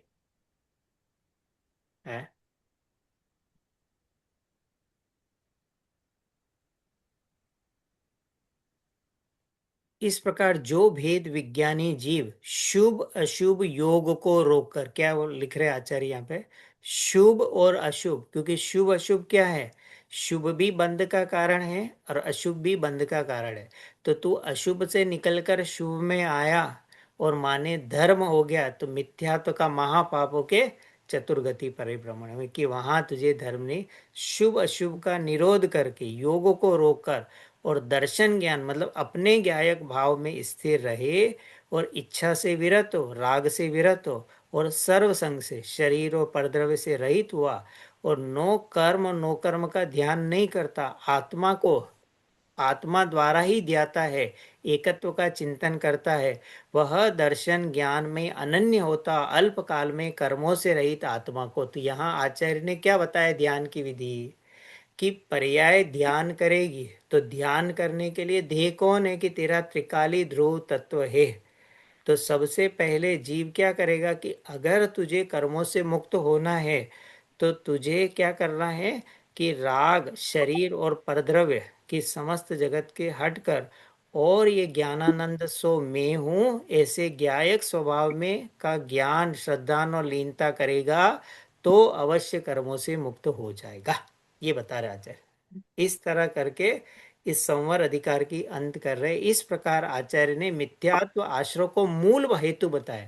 क्या है आश्रव का मूल कारण, मिथ्यात्व का भाव है, और का मूल हेतु बताकर शुद्धात्मा की उपलब्धि करने के लिए संवर का मूल कारण भेद विज्ञान का है। अब भेद विज्ञान के लिए क्या चाहिए, कि भेद विज्ञान होता है दो चीजों में, तो ये तो दो मिली हुई चीजों में, कि जैसे मिट्टी में सोना मिला हुआ है, तांबा है, तो उसमें सोने को अलग करना मिट्टी से तांबे से, तो ये हुआ। ऐसे ही इस राग और शरीर और कर्मों के बीच में तेरा ज्ञायक चैतन्य हीरा है, तेरी वहां प्रतीति गई कि ये भेद विज्ञान होगा, कि यही मूल कारण है, और उसी को पाने की प्रेरणा आचार्य हो गया। अब आचार्य हमें किसकी प्रेरणा दे रहे हैं, भेद विज्ञान। अब मैं भेद विज्ञान छोड़ के बाकी सारे काम करता हूँ।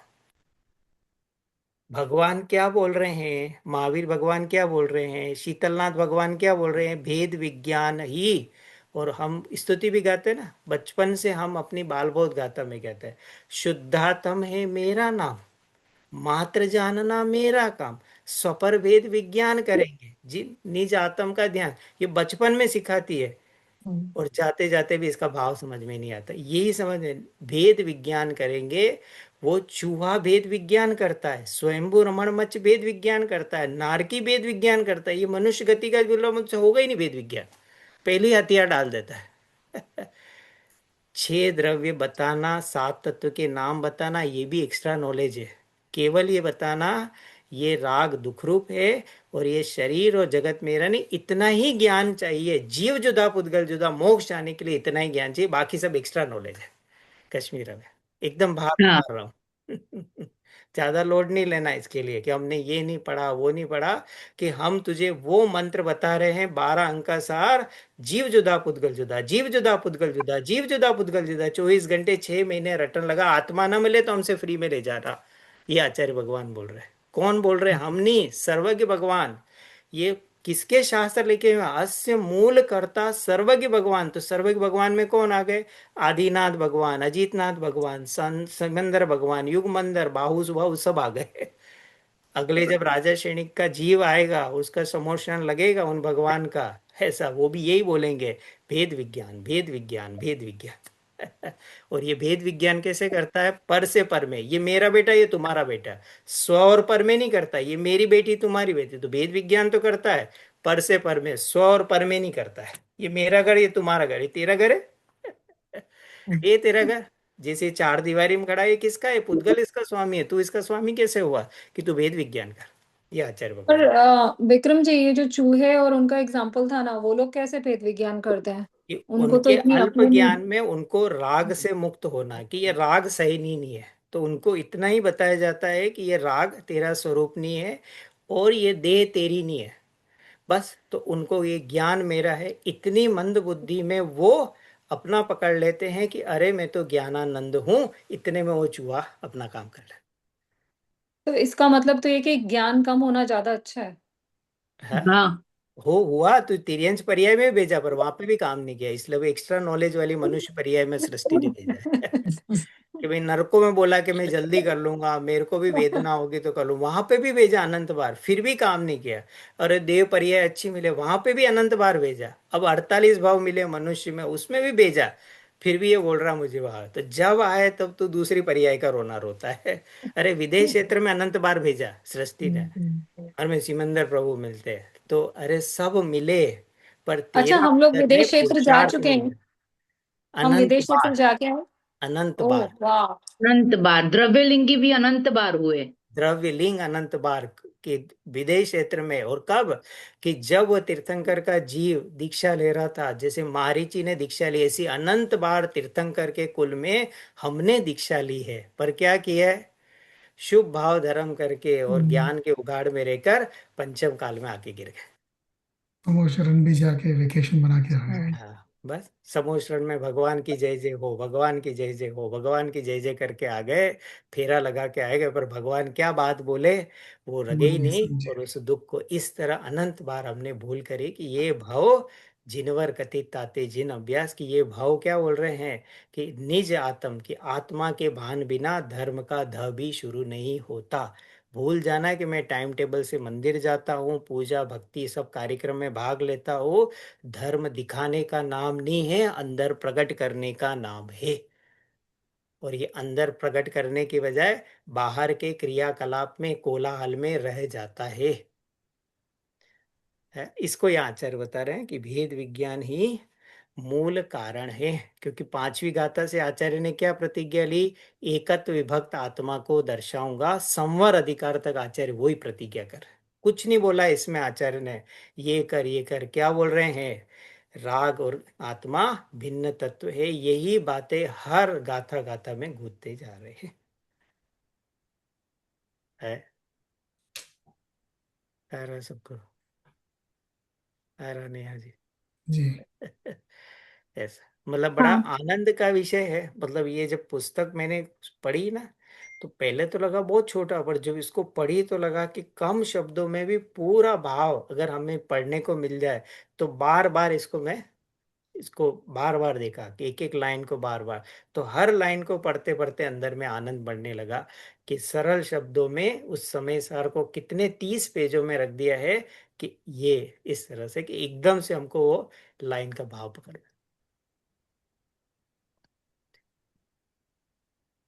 अब निर्जरा अधिकार की बात आचार्य करते हैं, संवर के बाद निर्जरा। तो इस अधिकार में द्रव्य निर्जरा, भाव निर्जरा, ज्ञान शक्ति और तो द्रव्य निर्जरा किसे कहेंगे और भाव निर्जरा किसे कहेंगे? जो अपने भाव से, जो अपने परिणाम से जो आप चैतन्य जो अपना खुद का आत्मानुभूति हम करते, स्वभाव में ठहरते, वस्तु स्वरूप में जाते, वो भाव से जो करते परिणामी, हम्म। परिणामी ध्रुव ध्रुव भाव से, वो भाव निद्रा में जाएगा। और वो किसको होगी भाव निर्जरा? ज्ञानी को। ज्ञानी सम्यक को। दृष्टि को। ज्ञानी को भाव निर्जरा हो सकती है कि नहीं होगी? ना भाव निर्जरा है ना द्रव्य निर्जरा है, क्योंकि अंदर में जब तक मिथ्यात्व का भाव है तो संवर नहीं है। संवर पूर्वक निर्जरा होगी, जब हमने पुराने सेमेस्टर में पढ़ा ना, संवर पूर्वक निर्जरा होती है। तो संवर मतलब सम्यक दर्शन, और निर्जरा भाव निर्जरा मतलब आनंद की वृद्धि। तो निर्जरा में क्या हो रहा है कि दुख का अभाव हो रहा है, तो कषाय का अभाव होना और अंदर में शांति आनंद और अतीन्द्रिय सुख का बढ़ना, इसका नाम भाव निर्जरा। और बाहर में पुराने कर्मों का खिरना और नवीन कर्म का आना रुकना, ये हुई द्रव्य निर्जरा। तो कर्म का कार्य कर्म में चल रहा है, जीव का कार्य से। और फिर दो शब्द लिए, ज्ञान शक्ति और वैराग्य शक्ति। तो वैराग्य शक्ति मतलब कि ये नहीं कि सारी रानियों और सबको छोड़ के, वैराग्य मतलब राग से भेद हुआ जिसे, जिसके मिथ्यात्व और रागादि भाव का अभाव प्रारंभ हो गया, उसकी वैराग्य शक्ति है। पर तीव्र कषाय से निकल के मंद कषाय में आ जाए, उसको वैराग्य नहीं कहा जाएगा, उसको ज्ञान भी नहीं कहा जाएगा। राग ज्ञान किसे कहा जाएगा? सम्यक ज्ञान वाले को ही वैराग्य शक्ति और ज्ञान शक्ति है। मिथ्या ज्ञान वाले को ना ज्ञान शक्ति है ना वैराग्य शक्ति। ये इस अधिकार का मूल है। बराबर? अरे किन्नरी में कठिन तो नहीं पड़ रहा है? द्रव्य निर्जरा में क्या बताया आपने? कर्म का अभाव होना, कर्म का कर्म का। जैसे ओके। वो उदाहरण आता है ना 6 डाला में, कि वो नाव में पानी होता है, छेद आता हाँ है, हाँ हाँ, तो उसमें वो कर्म का रुकना। हाँ। कर्म का रुकना। तो बाहर में जो कर्म का रुकना हुआ तो क्यों हुआ? क्योंकि तू अंदर में इस स्वभाव में ज्ञाता दृष्टा स्वभाव में रहा। जैसे हम्म। कश्मीरा बेन ने बताया ना, त्रिकाली ज्ञायक भाव में ज्ञाता में रहा। तो इधर तूने नवीन भाव कर्म नहीं किए, तो बाहर में नवीन कर्मों का आना रुकना हुआ, तो उसको बोलेंगे द्रव्य निर्जरा। पुराने कर्म खीरे और नए नहीं बांधे, इसका नाम द्रव्य निर्जरा। विक्रम जी, ये एक सारी सारी चीजें अविपाक निजरा के हिसाब से लेनी है ना? हाँ सम्यक दृष्टि को जो होती है तो। हाँ, सम्यक दृष्टि को जो अविपाक निर्जरा, और पुरुषार्थ की ओर से बोले तो सकाम निर्जरा, ऐसा। विक्रम जी, एक आपने लाइन बोली कि संवर पूर्वक निर्जरा होती है, उसमें कषाय का अभाव होने से आनंद बढ़ता है, तो वो भाव निर्जरा है। हम्म इसको थोड़ा वापस एक्सप्लेन करिए, क्योंकि बहुत ही ब्यूटीफुल लाइन सम्यक है। दर्शन क्योंकि मतलब आनंद की शुरुआत और आनंद की वृद्धि हो रहा। तो आनंद की वृद्धि हुई तो क्या हुआ कि आत्मा की पर्याय में दुख का अभाव हुआ, उसका नाम निर्जरा मानेंगे। परंतु तीव्र दुख से निकलकर मंद, तो पुण्य का भाव तो मंद दुख है, तो वहां निर्जरा कहाँ हुई? तो तीव्र दुख से मंद दुख में आया। 104 डिग्री का बुखार था और 100 डिग्री के बुखार में आया, तो बुखार तो है ना। तो बुखार का अभाव हो वो दशा। तो अंदर में जितना मिथ्यात्व सहित जितनी कषाय का भाव है वो निर्जरा है। तो वो तो आत्मा के अवलंबन से होगी। भगवान के अवलंबन से निर्जरा नहीं होती, बंधन होता है। तो भगवान बोलते हैं ना, पर द्रव्यो ही दुग्गो, भाव पाउड़ की मोक्ष पाउड़ की 16 नंबर की कथा, कि पर द्रव्य से दुर्गति है। तो भगवान आप तो पर द्रव्य है, हाँ मेरे लक्ष्य से दुर्गति है। तो स्वद्रव्य से सुगति है, कि अपने ज्ञायक भाव, तो तेरा भगवान तेरे पास है, मैं अपने भगवान का दर्शन करता हूं, तो तू भी अपने भगवान में लीन होगा, तो उसी से संवर प्रारंभ होगा।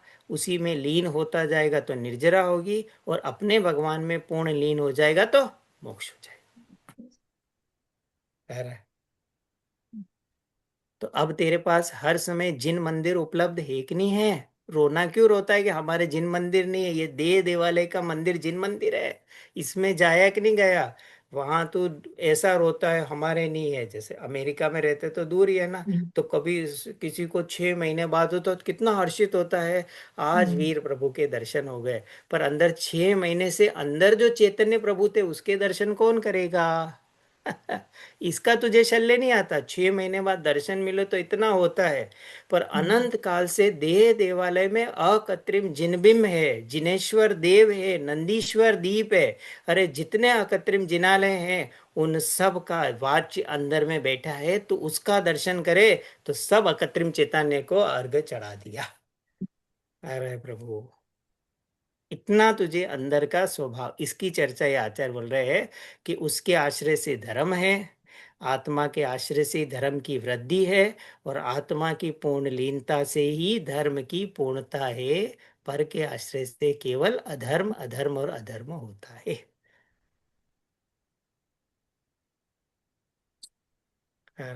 सूर्यकला जी। तो अब बोल रहे हैं कि निर्जरा अधिकार में सम्यक दृष्टि इंद्रियों द्वारा चेतन और अचेतन द्रव्यों को उपभोग करता है, वह सब निर्जरा का निमित्त है। यद्यपि रागादि के सद्भाव से यही उपभोग मिथ्या दृष्टि को बंध का निमित्त है, तथापि रागादि के अभाव में आगामी बंध न होने के कारण ज्ञानी को वह द्रव्य निर्जरा का निमित्त, या क्या बोल रहे हैं? सम्यक दृष्टि इंद्रियों से चेतन अचेतन द्रव्यों को उपभोग करता है। तो चेतन में कौन आ गए? स्त्री पुत्र पुत्र आदि, बराबर, पति आदि। अचेतन में कौन आ गए? घर परिवार शरीर धन आदि का उपभोग करता है। अब हमारा प्रश्न होता है ना कि सम्यक दृष्टि भी यह भोजन आदि का ग्रहण कर रहा है, और मिथ्या दृष्टि भी भोजन आदि का ग्रहण कर रहा है। तो एक को बंद होता है और एक को बंद नहीं होता, ऐसा क्यों लिखा आचार्य ने? भाई एक जना भोजन करे तो निर्जरा, और दूसरा भोजन भोजन करे तो बोले कि बंद हो रहा है, ऐसा क्यों लिखा आचार्य ने? क्योंकि भोजन आसक्ति नहीं है करते ना, समय मैं पना नहीं है उसको। मैं पनानी है, तो उसके अंदर में किसका अभाव है? सम्यक दृष्टि को किसका अभाव है? कि मैं पना। ठीक है। अब इस मैं पने को और हम गहराई से करेंगे तो कैसे बताएंगे कि उसके अंदर में मिथ्या भाव नहीं है, कि यह भोजन मेरा है ऐसा सम्यक दृष्टि नहीं मानता, इस भोजन में सुख है ऐसा भी नहीं मानता। तो इस कारण उसको वो दृष्टि का की अपेक्षा रागादि का भाव है। पर बाहर में कोई ऐसा माने कि उसको बंद ही नहीं होता, तो ऐसा नहीं है। जितना अभी वो भोजन करने का चारित्र का दोष है उतना अल्प दोष है। पर इस समय सार में उस चारित्र के दोष को गौण करके और दृष्टि अपेक्षा बोला कि द्रव्य दृष्टि को बंद नहीं है। ये अभिप्राय, इस अभिप्राय की अपेक्षा बोला क्योंकि अभी उसके अभिप्राय में उसको भोगने का भाव नहीं है, और अज्ञानी को भोगने का भाव है, इसलिए वो बंद का कारण है। आया सबको? तो स्वाति हम जी, वो भी ललित। एग्जाम्पल, विक्रम जी, हम वो भी एग्जाम्पल ले सकते हैं ना कि जैसे कोई राजा, चक्रवर्ती राजा होगा, 96,000 रानी है और वो हाँ, सम्यक दृष्टि है, तो वो रहता है रानी के साथ, लेकिन उसको वो अंदर भाव में में उसमें आसक्ति नहीं है, कि आ अल्प सकता। है। तो क्रिया परिणाम और अभिप्राय है ना, तो उसके अभिप्राय मतलब श्रद्धा का दोष। तो उसके अभिप्राय में तो ये है कि कोई भी रानी मेरी नहीं है, इनमें सुख नहीं है, छह खंड में नहीं है, मैं तो ज्ञानानंद वस्तु हूँ। तो आत्मा में अपनापन है, तो आत्मा में अपनापन है, उस अपेक्षा से बोला कि ज्ञानी को बंध का अभाव है। श्री शांतिनाथ भगवान चक्रवर्ती भी थे, कामदेव भी थे, और तीर्थंकर पद भी था, पर उन सब के बीच में दृष्टि दोष नहीं था। पर चारित्र की अपेक्षा जितना है वो बंध का कारण है। तो पर यहाँ उसको गौण करके बात की है। जिनवाणी हमेशा श्यादवाद शैली में लिखी गई है, जहां जैसी अपेक्षा हो वो पकड़ना चाहिए। इसको सर्वथा ऐसा मान ले कि सम्यक दृष्टि को बंद होता ही नहीं है, तो वो चक्रवर्ती क्यों दीक्षा लेगा?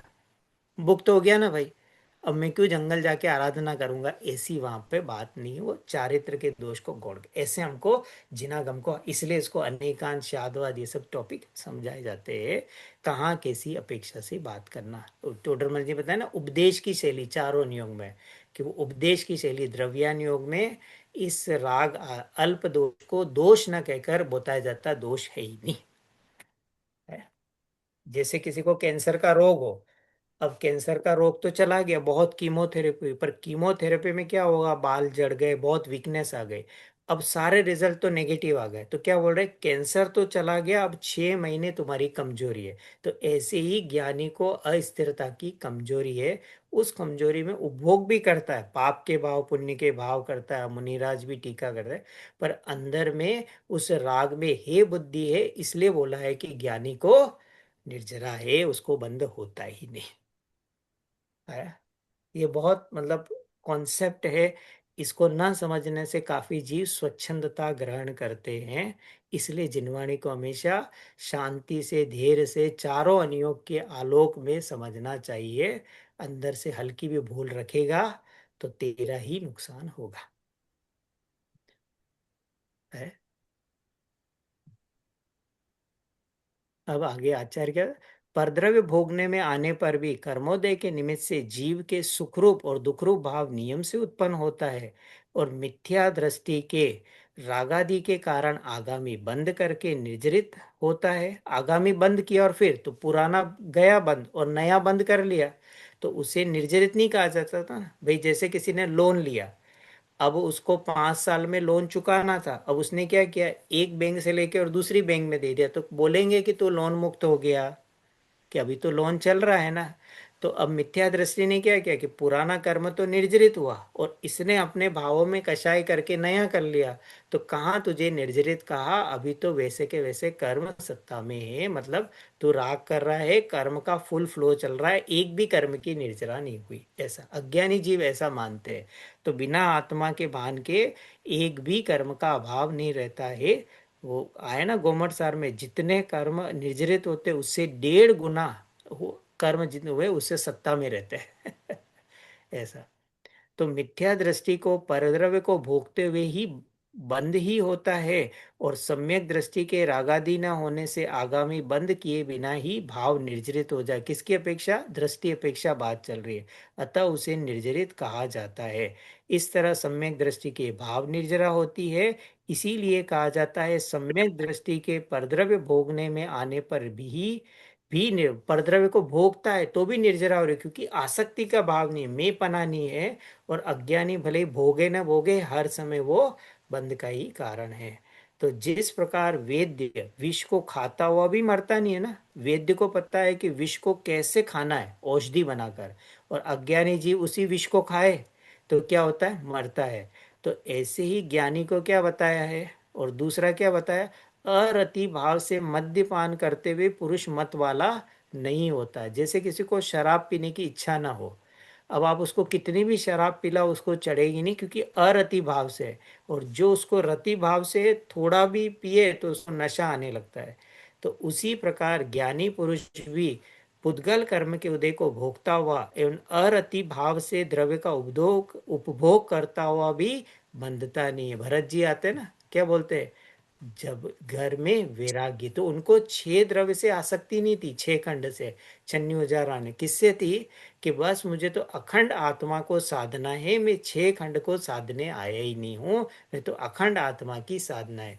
और अज्ञानी परद्रव्य में आसक्त रहता है, सुख बुद्धि रहती है, इसलिए निरंतर नवीन कर्मों का बंध चलता रहता है। संदीप भाई, यार कि कैसा यहाँ पर? तो अब ज्ञानी ऑफिस में भी है, व्यापार में भी है, तो अंदर में मैं ज्ञाता हूँ, इसलिए ऑफिस के कार्य करते समय भी निर्जरा चल रही है, क्योंकि ये ऑफिस मेरा नहीं है, ये काम करने वाला मैं नहीं हूँ। बाहर में होता जगत ऐसी द्रव्य दृष्टि का बल होने से अल्प बंदे जो अनंत संसार का कारण नहीं, 2 4 8 भव 15 भव में मुक्त होकर मुक्तिपुरी चला जाएगा। ऐसा उसका अंदर में भेद ज्ञान की धारा चलती रहती है।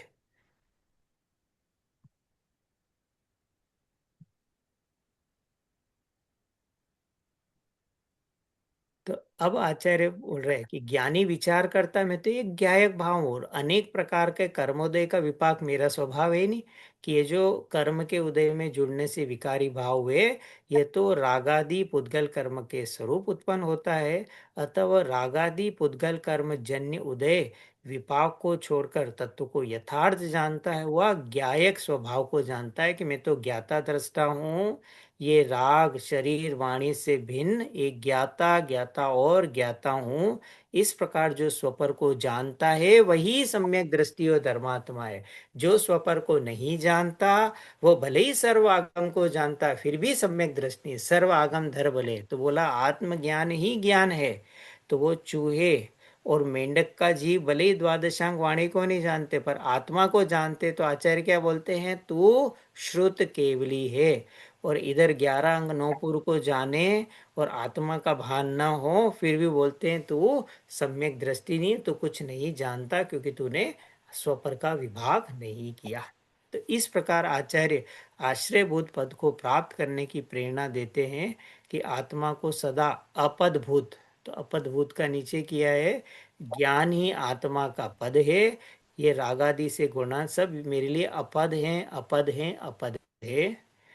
ये परद्रव्य उन भावों को छोड़कर एक स्वभाव का ही अनुभव करो। शरीर तेरा नहीं, संयोग तेरे नहीं, लोक के जितने पद हो, चक्रवर्ती कामदेव सब तेरे अपद है।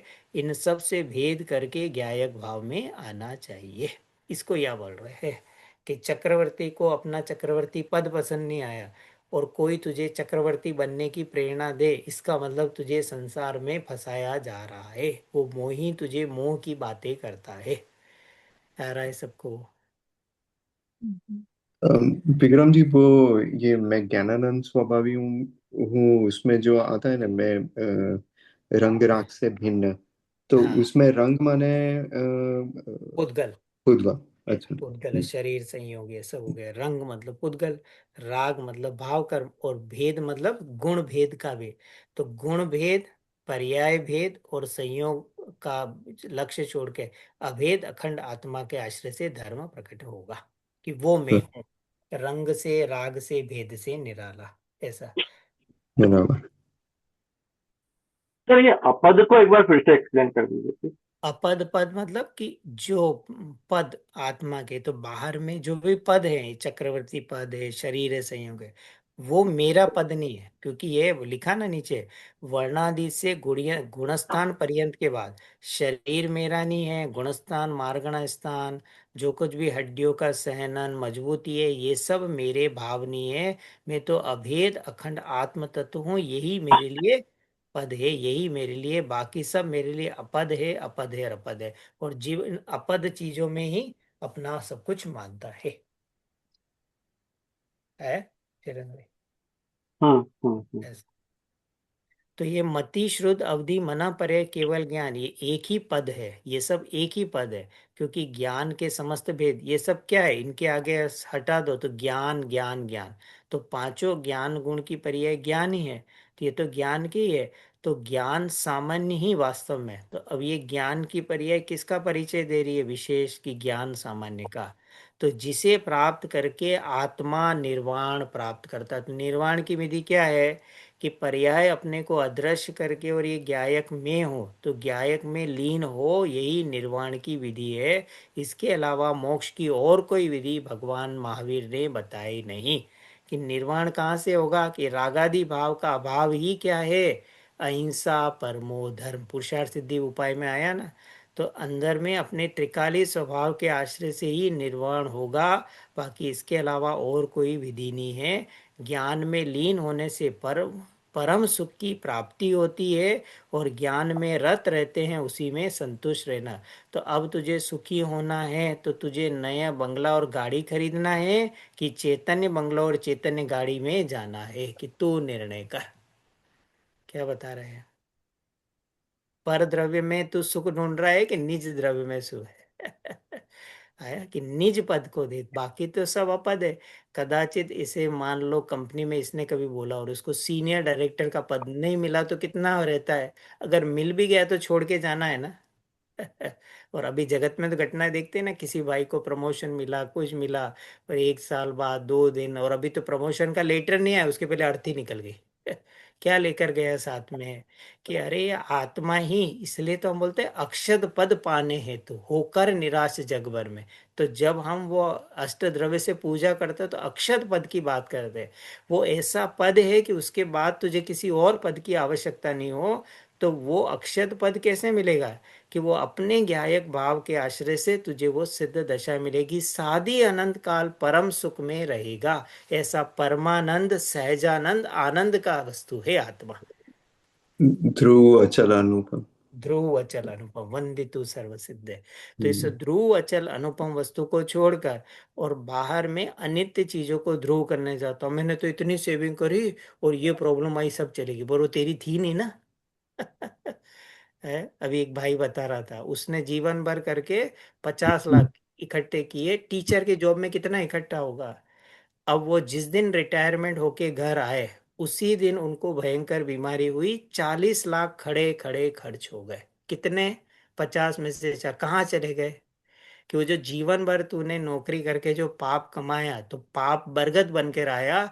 एक हंटर कर्म का चला, तो आज सुबह तो 50 लाख क्रेडिट हुए और शाम को डॉक्टर के अकाउंट में 40 लाख चले गए। ये है वस्तु स्थिति। किसका तो भरोसा कर रहा है? अनित्य संसार, अशरण संसार में शरण ढूंढ रहा है। इसलिए तन और धन को साथी समझा है। अरे तन और धन किसी के साथी हुए नहीं है। ये लक्ष्मी तो चक्रवर्ती की सगी नहीं हुई, तेरी कहाँ से सगी हो जाएगी? है, इसलिए लक्ष्मी के पीछे मत भाग, चैतन्य लक्ष्मी के पीछे भाग। ये आत्मा के आश्रय से ही निर्वाण की प्राप्ति होगी। इसके अलावा अन्य कोई उपाय नहीं है। ये आचार्य निर्जरा अधिकार में बता रहे हैं।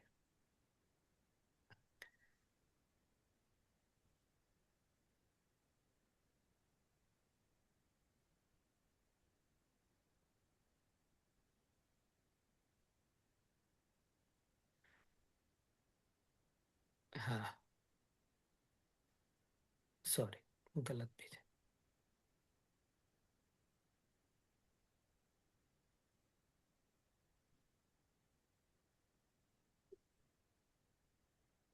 तो उपदेश देते हुए, सॉरी याद, उपदेश देते हुए आचार्य कहते हैं, ज्ञान गुण से रहित जन अनेक प्रकार के कर्म करता हुआ भी ज्ञान स्वरूप पद को प्राप्त नहीं करता, मतलब नाना प्रकार का करता है, व्रत तप आदि इनमें, और उससे चाहता है कि मुझे मोक्ष की प्राप्ति हो, कि वो संभव नहीं। हे जीव, यदि तू कर्म से सदा मुक्ति चाहता हो तो ज्ञान को ही ग्रहण कर, ज्ञान में ही रत रहे और संतुष्ट। तो ज्ञान में ही रहे मतलब पर्याय उस स्वभाव में ही रहे, स्वभाव में लीन रहे, संतुष्ट रहे, तुझे अवश्य उत्तम अर्थात मोक्ष सुख की प्राप्ति होगी। ज्ञानी को परद्रव्य रूप परिग्रह नहीं है। ज्ञानी जीव तो स्व को ही अपना, तो ज्ञानी ने किसको अपनी वस्तु माना है कि यह देह मेरी नहीं है, धन मेरा नहीं है, विकार मेरा नहीं है, ये जो अनंत गुणात्मक एक रूप ज्ञायक भाव है, समय सारी मेरा। कौन सा? जड़ समय सार नहीं, चेतन समय सार।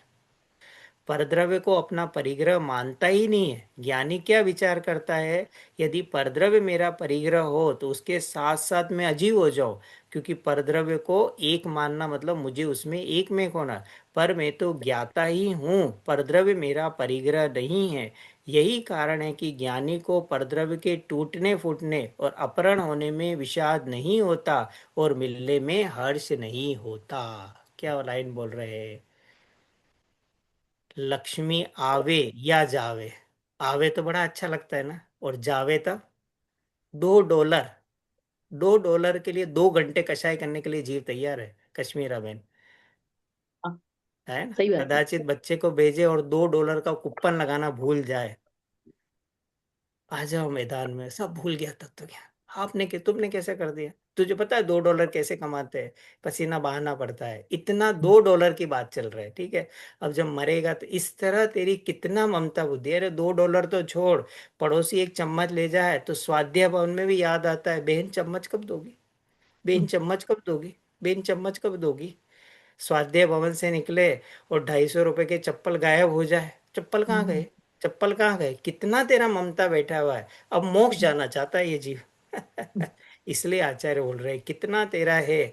अब वो 250 के बजाय 250 करोड़ चले जाए तो फिर तेरी क्या हालत होगी। इतना बोल रहे हैं कि अरे जो वस्तु यहाँ मिली है, जिसका स्वामी और कोई है, तू उसका स्वामी नहीं है, तू तो चैतन्य का स्वामी है। तो ज्ञानी क्यों निर्भय रहते हैं? क्योंकि मेरा अनंत गुणात्मक आत्मा मेरे पास है। आत्मा में चोरी नहीं होती है, डाका नहीं डाला जा सकता है, या न्यूक्लियर बम नहीं डाल सकता। न्यूक्लियर बम डालेंगे तो शरीर के टुकड़े हो जाएंगे, भगवान आत्मा का कुछ नहीं होगा। स्वभाव की दृष्टि रहती है, इसलिए अग्नि लगे तो भी स्वभाव के बल से वो मुनिराज, वो ज्ञानी धर्मात्मा निश्चल रहते हैं। मेरी आत्मा मेरे पास है, मेरा कुछ नहीं गया। इसको बोल रहे कि वो स्वद्रव्य का परिग्रह। तो अपना स्वद्रव्य क्या है? ये एक रूप ज्ञायक भाव ही मेरी वस्तु है। मेरी वस्तु मेरे पास है, मेरा तो है ही नहीं। शरीर मेरा नहीं, घर मेरा नहीं है, पद मेरा नहीं है, तो जो मेरा नहीं है, इसलिए उससे भेद दृष्टि रहती है। तो विक्रम जी, इसमें ये जो स्टार्टिंग में लाइन आई ना कि अतः हे भव्य, यदि तू कर्मों से सदा मुक्ति चाहता है तो ज्ञान को ही ग्रहण कर, इस ज्ञान में ही रत नित्य ही रही। रत रहा। सो उसका थोड़ा मतलब कर्मों फर्दर। से मतलब इस बाहर में कर्म बंध का कारण है राग भाव। तो तू इस राग भाव से मुक्त होना चाहता है तो ज्ञाता दृष्टा रो भेद ज्ञान रहा, और ज्ञायक स्वभाव पर रह के समाधि और समतामय जीवन रहा। ज्ञान में कोई भी दृश्य बने उसमें इष्ट निष्पना मत रहा, बस ज्ञाता ज्ञाता और ज्ञाता पर जमा रहे। यही निर्जरा और इसी का मुक्ति का कारण है, ये आचार्य बता। कोई सो भी ज्ञान को परिस्थिति, ग्रहण करना माने ज्ञाता दृष्टा रहना। ज्ञाता दृष्टा रहना, ज्ञायक स्वभाव पे रहना, त्रिकाली स्वभाव में जमे रहना, इसका नाम है। बराबर। में ही रहे। शरीर में रोग आ जाए तो उसमें भाव विहल मत हो। परिवार का कोई सदस्य चला जाए, उसके पीछे अपना जीवन मत बर्बाद कर। संयोग है, वियोग लेकर आया है, पर वो जीव वस्तु को नहीं जानता है और उसको ऐसा लगता है जैसे मेरा चला गया, क्योंकि वो मोह पड़ा था, उसको शरण माना था ना, इसलिए वो जीव उसमें आकुल व्याकुल। इसको आचार्य से होता बराबर। है ना। Thank you. नमस्ते। इसीलिए तो डरा डरा रहता है, कंपनी में काम नहीं होगा तो मेरा पद चला जाएगा। अरे कोई तुझे निकाल सकता है जब तक तेरे पुण्य का उदय हो, तेरा क्षेत्र कोई तेरा बाल से बाका नहीं हो। और पाप का उदय आया, कितने ही रिकमेंडेशन लगा दे, निकलना होगा, क्षेत्र से क्षेत्रांतर हो जाएगा। ये सब वस्तु स्वरूप है, पर तेरा आत्मा तो तेरे पास है ना। तो जिसे आत्मा का भान है वो ज्ञानी इसलिए निर्भय रहते हैं कि मैं ये ज्ञान स्वरूपी वस्तु हूँ, मैं रोटी पानी की व्यवस्था कर ही नहीं सकता। तो जितनी भी रोटी पानी होती है, सब के जीवों के उदय के अनुसार आती रहती है। दाने दाने पर लिखा है खाने वाले का नाम, मैं व्यवस्था करने वाला नहीं। व्यवस्था ऑटोमेटिक चलती है।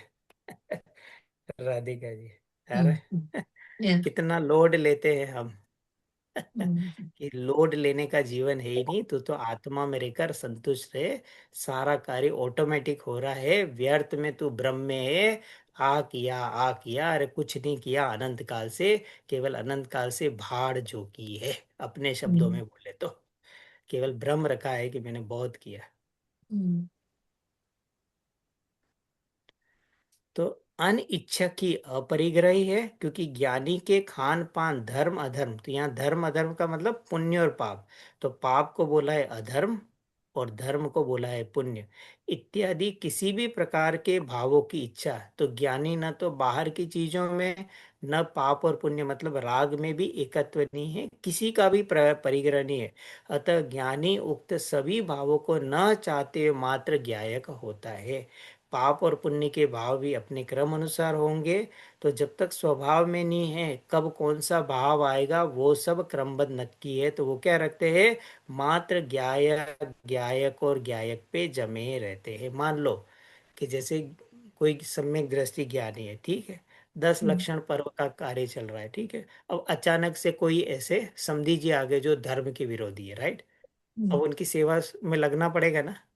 हम्म, आया तो लगा, तो अब जा ही नहीं पाया उस दिन धर्म हम्म, के कार्य में। तो अब उस समय ज्ञानी क्यों निश्चल रहता है कि इस समय भगवान ने यही देखा था ना, मैंने हम्म, 8 बजे निकलने का भाव किया।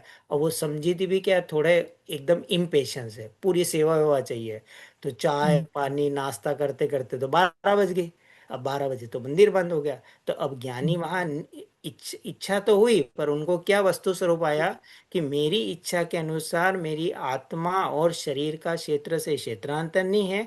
और कदाचित मैं उस शुभ कार्य में चला भी जाता तो आत्मा में क्या बढ़ जाता, और नहीं भी गया तो मेरे क्या बता, मुझे उसका परिग्रह करना ही नहीं है। ऐसे हम्म, ज्ञाता हुआ कि भगवान ने यह घटना अनंत काल पहले देखी थी। मैं इस पर्याय को हेर पा रही, इसलिए सहज स्वभाव से रहते हैं। क्योंकि इस संसार की दशा में ही ऐसे अंतराय नहीं आएंगे तो क्या सिद्धालय में आएंगे। हम्म, तेरी इच्छा अनुसार यहाँ काम हो जाए तो सुखी हो जाए ना। तो ये किसी दिन इसने छुट्टी ली, आज मैं 10 लक्षण पर्व के दिन 10 दिन की छुट्टी लूंगा। रात को बॉस का मैसेज आ गया, अगर तुमने सुबह रिपोर्टिंग नहीं की तुम फायर हो जाओगे, क्या करेगा, जाएगा ना। हम्म, क्योंकि अभी इस वो ऐसा है, तो गया तो क्या हुआ कि जो होना था वो हुआ मेरी इच्छा अनुसार। इस तरह ज्ञानी वस्तु स्वरूप के बल से क्या रहते हैं, अपने कर्मों की निर्जरा करते रहते हैं। ऐसा तो इस तरह से इसको यह बताया। सो इसमें एक तो ये जो सिचुएशन खड़ी होती है तो उसमें जो वेद विज्ञान लगा के समझते हैं कि क्रमबद्ध में जो जैसा होगा वो वैसे हो रहा है, मैं उसका ज्ञाता दृष्टा हूँ। तो वो एक तरीके से सोचना हो गया। पर उसमें ये जो सोचने से तो आकुलता तो कम हो गई और आकुलता मिट भी गई। पर जो आनंद की बात आती है, हाँ तो वो जो सेकंड स्टेप है कि वो ये सोचते सोचते अपने आत्मा की ओर दृष्टि करते हैं, उसमें से आनंद आता है वो। उसमें से आनंद आएगा। ये तो हाँ, केवल एक मंद कषाय में शुभ भाव है, कि असली बराबर। आनंद तो अंदर में निर्विकल्प संवेदन में। तो अगर ये तेरा तत्व का निर्णय सही होगा तो अंदर में निर्विकल्पता होगी। निर्विकल्पता के पहले किसी भी प्रकार की शांति है ही नहीं। वो तो तत्व विचार से मंद दुख है, वो मंद सुख भी नहीं नाम दिया है, वो मंद दुख का नाम दिया है। दुख। तो ज्ञानी को सहज शांति है, और अज्ञानी ने तो चिंतन करके लाया, उसके तो बिना चिंतन के सहज शांति चल रही है अंदर। क्योंकि उसको चैतन्य की दृष्टि बनी हुई है, इसलिए बोल रहा है कि नहीं ना, उसको इतना विचार भी नहीं करना पड़ता कि ये है, अंदर में मैं अकर्ता हूं ऐसी प्रतीति बनी हुई है। तो उस प्रतीति के बल से निरंतर भेद चलता रहे। और तो हमारी दशा में ये जो सिमिलर सिचुएशन बनती है कि जो सोच रहे हैं उससे कुछ विरुद्ध हो गया और हम हाँ, तो वो यू थोड़ा नो भी, और वो तो कभी कभी चलता है, तीव्र परिस्थितियों में तो वो विचार भी नहीं आता है, पूरा हम्म हो जाएगा 2-4 दिन, फिर लास्ट में कभी 10-15 मिनट बाद ही आता है। क्योंकि वो तत्व के गाढ़े संस्कार नहीं डालेंगे ना, तो तत्व के गाढ़े संस्कार आएंगे तो तुरंत वो आएगा। तभी इसका ज्ञान क्या रहता है, तिजोरी में बंद रहता है। ये ज्ञान का वहां तिजोरी में बंद नहीं रखना है, क्षण क्षण जीवन में प्रयोग लाना है। हम्म अरे, तो ये धारणा ज्ञान में रखना नहीं, इसको जीवन में प्रयोग लाना है। तो इसके संस्कार देते होंगे कि वस्तु स्वरूप क्या बताया है, मैं अपने कारण दुखी हूं, और मुझे इस परिस्थिति में भगवान ने क्या चिंतन करने का उपदेश दिया है, मुझे वो आदेश और उपदेश को ग्रहण करना, कि वस्तु स्वरूप का विचार करते ही मन पावे विश्राम, कि मेरे इच्छा अनुसार काम हो गए। कभी मान लो जैसे इसको जाना हो फ्लाइट पे, और आधे घंटे पहले, 3-4 घंटे पहले पासपोर्ट ढूंढ रहा, नहीं मिला, अब मिला, फ्लाइट छूट गई। तो वो फ्लाइट, पासपोर्ट नहीं मिला छूटी, कि तेरा ही उस जगह पे क्षेत्र से क्षेत्रांतर नहीं होना, ये वस्तु स्वरूप है, क्यों अधीर हो रहा है, वहां चला जाता तो क्या बढ़ जाता है।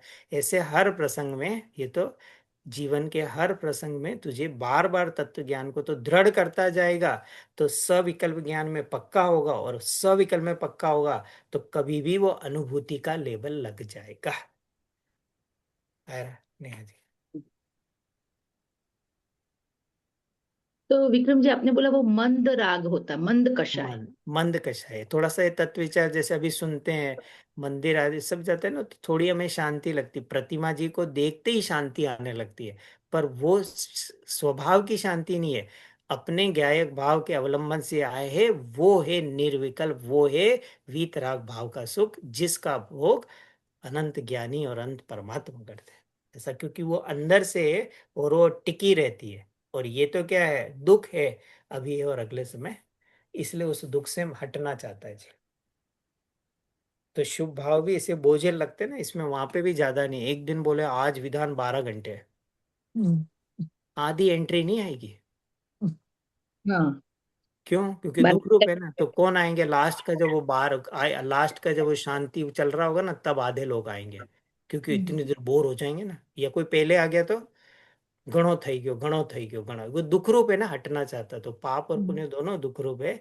तो जहां से मन हटना चाहे वो दुख रूप है, और जहां मन लगा रहे वो है सुख। तो सिद्ध भगवान आत्मा में डूबे हुए हैं, मुनिराज आत्मा में डूबे हुए हैं, अनंत भगवान है, तो ऐसा सहज आनंद है, और वो नया नया आनंद आता है हर पर्याय में, इसलिए वो फ्रेश फ्रेश फीलिंग होती है अंदर।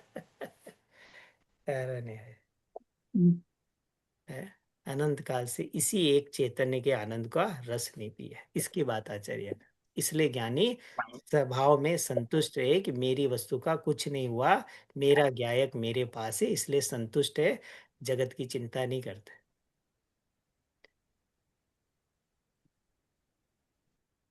ज्ञानी वर्तमान काल के उदय का भोग वियोग बुद्धि से करता हुआ, वियोग मतलब उसमें आसक्ति नहीं है, कि आगे यह जा सकता है, और आगे उदय की वांछा भी नहीं करता है, क्योंकि वह वेदक भाव और वेद्य भाव, वेदक भाव मतलब नीचे बताया कि जो भाव वेदन करता है वेदक भाव, और जो भाव वेदन किया जाता है वो वेद्य भाव।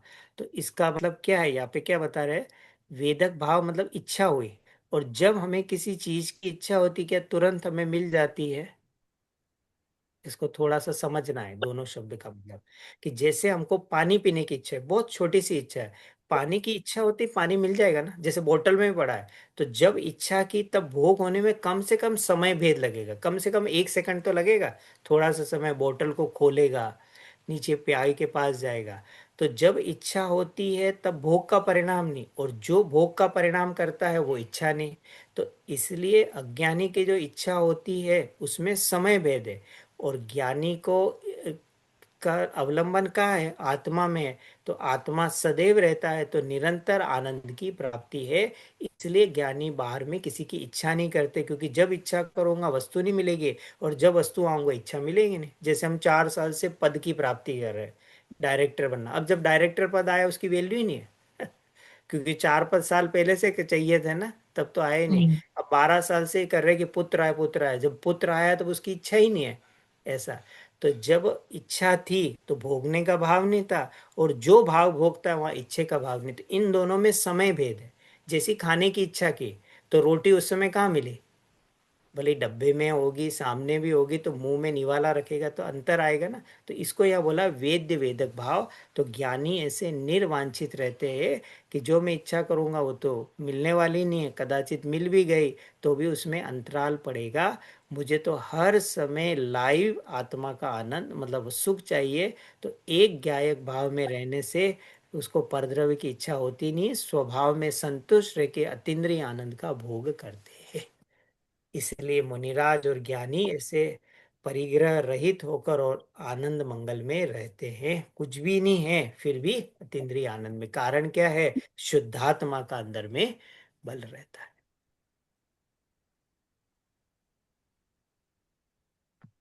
है। ये 216 नंबर की गाथा है उसमें से। तो ज्ञानी को बंध और उपभोग के निमित्त भूत संसार संबंधी और देह संबंधी अध्यवसान, अध्यवसान मतलब ये जो मिथ्यात अवरति कषाय पर द्रव्य में जो एकता बुद्धि के भाव है, इसको अध्यवसान है। तो ज्ञानी को बंध और उपभोग के निमित्त भूत संसार संबंधी और देह संबंधी अध्यवसानों के उदय में राग नहीं है, अतः कर्मों के मध्य रहते हुए भी कर्मों से लिप्त नहीं होता, किंतु अज्ञानी राग वश कर्मों में मतलब बाहर के संयोग में उन सब में एकत्व करके अज्ञानी तो कर्मों का बंधन करता है, और ज्ञानी भेद करके क्या करता है, अपने स्वभाव की आराधना बढ़ाता है और कर्मों की निर्जरा चलती रहती है। ज्ञानी सचित अचित और मिश्र आदि, सचित मतलब कि मतलब कोई भी, जैसे वो पुत्र पुत्रादि, अचित मतलब धन्य दान आदि, मिश्र आदि जैसे गांव परिवार ये सब होते हैं ना, इनको भोगते हुए भी अज्ञानी नहीं होता, क्योंकि उसका वह अपितु वह ज्ञान स्वभाव को छोड़कर अज्ञान रूप परिणाम होता है, तब अज्ञान था। तो ज्ञानी तो इन सचित में, शरीर में, पुत्र पुत्रादि में, गांव आदि में एकत्व नहीं करता है, पर अज्ञानी उनमें एकत्व करके और अज्ञान को प्राप्त करता है। ज्ञानी की समस्त व्रत तपादि क्रियाएं वांछा रहित होती, अतः वो फल को प्राप्त उस उनके फल को प्राप्त, उनमें एकत्व नहीं है ना उन शुभ भाव आदि में, इसलिए उनके फल को प्राप्त नहीं करता। और अज्ञानी समस्त क्रियाओं को करके विशेष सुख की इच्छा करता है। अज्ञानी जो कुछ भी करता है व्रत आदि, उसके पीछे कि इससे मुझे ये लाभ हो, मुझे स्वर्ग आदि की प्राप्ति हो, मुझे अच्छा भाव मिले, तो उसको बोलते हैं कि उन सब क्रियाओं को करके विशेष सुख की इच्छा करता, अतः फल को प्राप्त करता है। रागादि परिणाम उत्पन्न कराने वाले आगामी भोग की उपलब्धि उसे होती है। तो जो भी शुभाशुभ भाव किए तो उसे क्या रहेगा, शुभ भाव करेगा तो इंद्रिय भोग मिलेंगे, पर संसार का अंत नहीं होगा। और उसके आगे फिर 9 गाथा तक सम्यक दृष्टि के 8 अंगों का वर्णन किया है। जो 8 अंग है ना, निशंकित निका, इनका निश्चय स्वरूप वहां बताया है। इस प्रकार इस सर्वत्र ही ज्ञान गुण की महिमा बताकर और वांछा रहित ज्ञानी को निर्जरा होती है उदाहरण द्वारा स्पष्ट किया है। तो इस निर्जरा अधिकार में आचार्य ने क्या बताया है कि ज्ञानी को, और जगत में इसे व्रतादि करके क्या वांछा कराई जाती है, तुम व्रत तब करोगे तो तुम्हें स्वर्ग मिलेगा, स्वर्ग की चाह से किया होगा व्रत पाप का कारण है, स्वर्ग तो छुप मिलेगा ही नहीं क्योंकि तेरी वांछा हो गई है। माला फेरोगे तो तुम्हें ये मिलेगा, मंदिर आओगे तो तुम्हारे व्यापार अच्छा चलेगा, तो ये तो पाप आदि की है, इसलिए अज्ञानी वांछा सहित करता है। और ज्ञानी तो अंदर धर्म भावना और जिनेन्द्र भगवान के संपर्क में भी आता है, जो कुछ भी करता आत्म आराधना के लिए करता है। इसलिए ज्ञानी को जो पुण्य का बंध होता है अस्थिरता में, वो अल्प बंध है और अनुभाग ज्यादा है, क्योंकि उसको संसार में ज्यादा नहीं रहना, तभी उनको ये चक्रवर्ती तीर्थंकर आदि पद स्वयं ही मिलते हैं। उनको पाने के लिए नहीं करते, पर आत्म विराधना में कमी हो रहती है, इसलिए स्वयं ऐसा योग बन जाता है। कह रहा है सबको।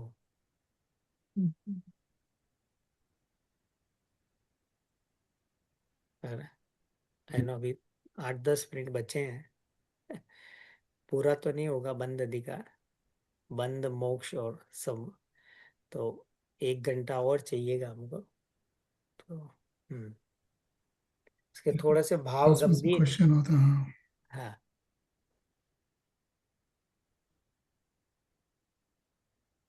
हाँ अब तक की चर्चा में किसी को कोई क्वेश्चन कुछ।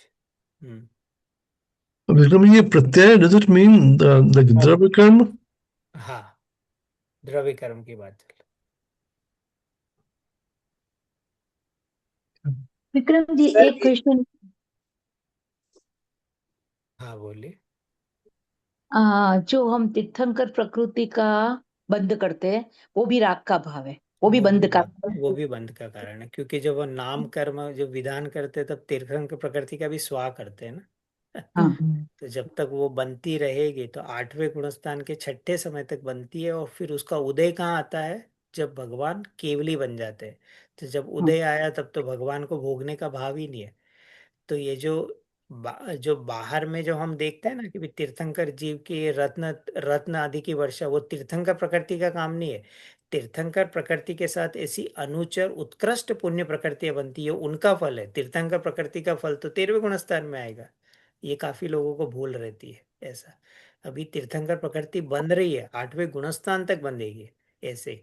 वहां तक वो, और वो ध्रुव है, एक बार बनना प्रारंभ होती है और सम्यक दर्शन नहीं जाता तो बनती रहती है। चाहे वो जीव नरक में क्यों नहीं चला जाए, वो ध्रुव प्रकृति है। और वो बंद का कारण है। वो बंध का कारण है, तो वो चाहते नहीं, पर सहज उनको ऐसी 16 भावनाएं, शुभ प्रकार हो, शुभ भाव आते हैं। उससे दूसरे शुभ भाव तो ज्ञानी को भी आते, पर वो जो उत्कृष्ट तीर्थंकर प्रकृति के, वो उन्हीं जीवों को आएंगे जिनकी क्रमबद्ध पर्याय में तीर्थंकर प्रकृति की योग्यता है। कोई ला नहीं उपादान। सकता, को आएंगे। इसलिए एक तो वो, सुपारी होगा और उपादान होगा। हाँ, उनका स्वयं का तो वो होती, उनके लिए कोई इच्छा नहीं करते, क्योंकि उनको तो कर्ता बुद्धि नहीं है ना इसके लिए। तो सोच सोच के भाव नहीं ला सकते, 16 भावना तो सबको पता है ना, पर ला ही नहीं सकता वो जी, वो सहज ऐसे ही परिणाम उन जीवों को बनते हैं ऐसा अच्छा ठीक है, ओके, थैंक यू। है। विक्रम जी, आपने अभी बताया कि अपन कोई भी चीज चाहते हैं उसमें थोड़ा टाइम लगता है। जैसे हमने कुछ इच्छा करी खाने की, तो हमें 1 सेकंड लगेगा, एकदम से नहीं मिलती। तो देवताओं के जो अमृत झड़ता है में भी उस इच्छा हुई उसके बाद जरता है ना। अमृत इच्छा हुई और फिर अमृत जरा, तो उसमें भेद आ गया ना। अमृत की आ, इच्छा हुई तभी तो है ना, हमेशा तो अमृत जरता नहीं कभी, तो जब इच्छा हुई तब हुआ ना ऐसा। उनको भी कोई देखना है, कोई नंदन वन वगैरह देखना है, तो इच्छा हुई उसके बाद देखेगा। तो ऐसा ही वहां पर है कि अमृत जरा, तो अमृत की इच्छा हुई तब वो जरता है इस तरह से। तो दैट उसमें भी मीन्स वो समय भी, इच्छा ही नहीं होनी चाहिए, इच्छा नहीं हाँ, होनी चाहिए, दैट इज इच्छा दी। नहीं होना उसका नाम सुख है। इच्छा हुई वही तो आकुलता है। तो जैन दर्शन इच्छा के अभाव को बताता है, वीतराग भाव है। इच्छा होना ही दुख का सुख, सुखी हो तो इच्छा क्यों करे? तो सुखी नहीं था तभी तो इच्छा हुई कि मुझे ये चाहिए, दुख का सूचक है ऐसा। भाई जैसे कोई शरीर में खुजाल कर रहा है तो ये दुख का सूचक है ना। अगर शरीर में कोई प्रॉब्लम नहीं हो तो खुजाल क्यों करे? तो अंदर में इच्छा हुई, ये क्या बता रहा है? तू दुखी है तभी तो तुझे इच्छा हुई। तो इच्छा होना ही दुख का सूचक है। और हमें भगवान इच्छा के अभाव की बात की, मेरे जिन दर्शन आया वो भी इच्छा है, वो भी तो दुख है। ये लेकिन भी तो जैसे है। जो बात, ये तथ्य की बात तो यही है हाँ, कि हमें ना मतलब पुण्य और पाप से ऊपर उठना है। लेकिन हाँ, जो लोग नहीं समझते हैं, मतलब हाँ, बिल्कुल ही कुछ नहीं करना चाहते हैं, उनको तो ये रास्ता दिखाना पड़ेगा कि कम से कम मंदिर तो जाकर के कुछ तो हो सकता है, कुछ हाँ, पुण्य का उदय आए। तो तो वो तो उसीलिए रास्ता ना। उनको लेना पड़ेगा हाँ, ना, और व्यवहार से जाकर ही तो निश्चय पे जाएंगे। हाँ, वो तो मंदिर बुलाए उसीलिए कि यहाँ आए बिना तो नहीं, पर कोई जीव ना करे। तो गुरु श्री गुरु क्या चाहते हैं कि अरे कदाचित तू पाप न करके, कदाचित अगले भव में, पर मार्ग यही है। तो कदाचित इस भव में तूने ये तत्व ज्ञान नहीं समझा, पुण्य के योग से कदाचित तुझे ऐसी गति आदि वहां मिलेगा, तो वहां पर भी करना तुझे भेद ज्ञान है, भले आज कले अनंत बात करे, करना यही है इसके लिए। तो कई किसी जीव की पात्रता नहीं है तो उसको केवल अशुभ से हटाकर शुभ में लाने का उपदेश दिया जाता है, ऐसा भी है। पर उसको, उससे कोई कषाय भली हो गई ऐसा हाँ नहीं है, ऐसा, मार्ग तो आत्मा के आश्रय से ही होगा ऐसा। तो वो तो करते हैं है। आचार्य को तो सब, श्री गुरु तो करवाना चाहते हैं ना, चला नहीं अगले भाव में कर लेना, अरे 4 भाव के बाद कभी ना कभी तो करना। तो ऐसा ज्ञानी तो उनको चाहते ही है, चलो कि तू आ ये कर ऐसा कर इस तरह से। तो पर वो मूल काम ये है कि तुझे जगत कोई कुछ भी कर रहा हो, तुझे निर्वाण चाहिए, तो तू इस आत्मा के पीछे भाग, तो तुझे निर्वाण की प्राप्ति होगी। इसके अलावा और कोई उपाय नहीं है।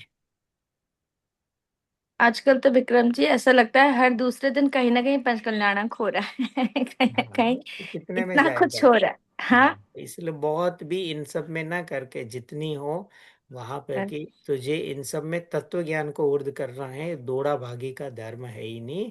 क्योंकि वो फिर थकान होगी, तत्व का अभ्यास नहीं होगा। तो हर पंच कल्याणक क्या बोल रहा है कि भगवान बनाने की विधि बताता है, और हर पंच कल्याणक में प्रेरणा क्या दे रही है, जीव जुदा पुद्गल जुदा। तो एक में ऐसा जा कि दूसरे में जाने ही नहीं है, लोग तेरे पंच कल्याणक बनाए इस तरह से। तो इसलिए वो दौड़ा भागी का है ही नहीं, जा भी नहीं सकता ना। अगर साल में 30 जगह पंच कल्याणक, मुश्किल से 2-3 जगह जा पाएगा, और एक दो में जाने के बाद ही इतना हो, भागा दौड़ी में इतना है। तो मना ही नहीं है, स्व लक्ष्य से जाए। पर इस काल का जीव है, इतनी तेरी शक्ति नहीं है, आजीविका से निवृत्ति नहीं है, परिवार के झंझट है, सबसे पहले वो काम कर ले कि जन्म मरण का अंत हो जाए। ऐसा आचार्य सबसे पहले जो हमें आचार्य उपदेश दे रहे, हमें उसको सुनना है। और जिस बात को आचार्य सेकेंडरी बोल रहे हैं, हमें सेकेंडरी लेना है। प्राइमरी है कि रत्न त्रय सम्यक दर्शन के। तो शांति से बैठकर तू तत्व की आराधना कर, तत्व का निर्णय कर, यही तेरे साथ जाएगा, और तेरे साथ कुछ नहीं जाएगा है।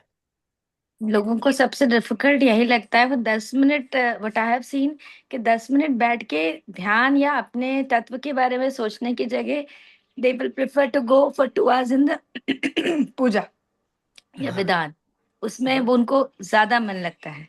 हाँ, ओ विधान में भी अगर थोड़ी तत्व की बात आना है वहां नहीं, और जैसे ये रंगमा रंग सब आ जाएंगे, ऐसा लग रहा है जैसे आज भक्त लोग यही आए, बिना उसके तो या भक्ति नहीं होती इनकी। कि सबको वो डांस की आदत पड़ गई है ना, वहां पर भी है, इसलिए अंदर से भक्ति होती है। और अंदर से भक्ति वाले को जिनेंद्र से, तो इसलिए वो जीव अलग ही होते हैं। इसलिए जो जिनका काल पका हो उन्हीं को समझ में आती है।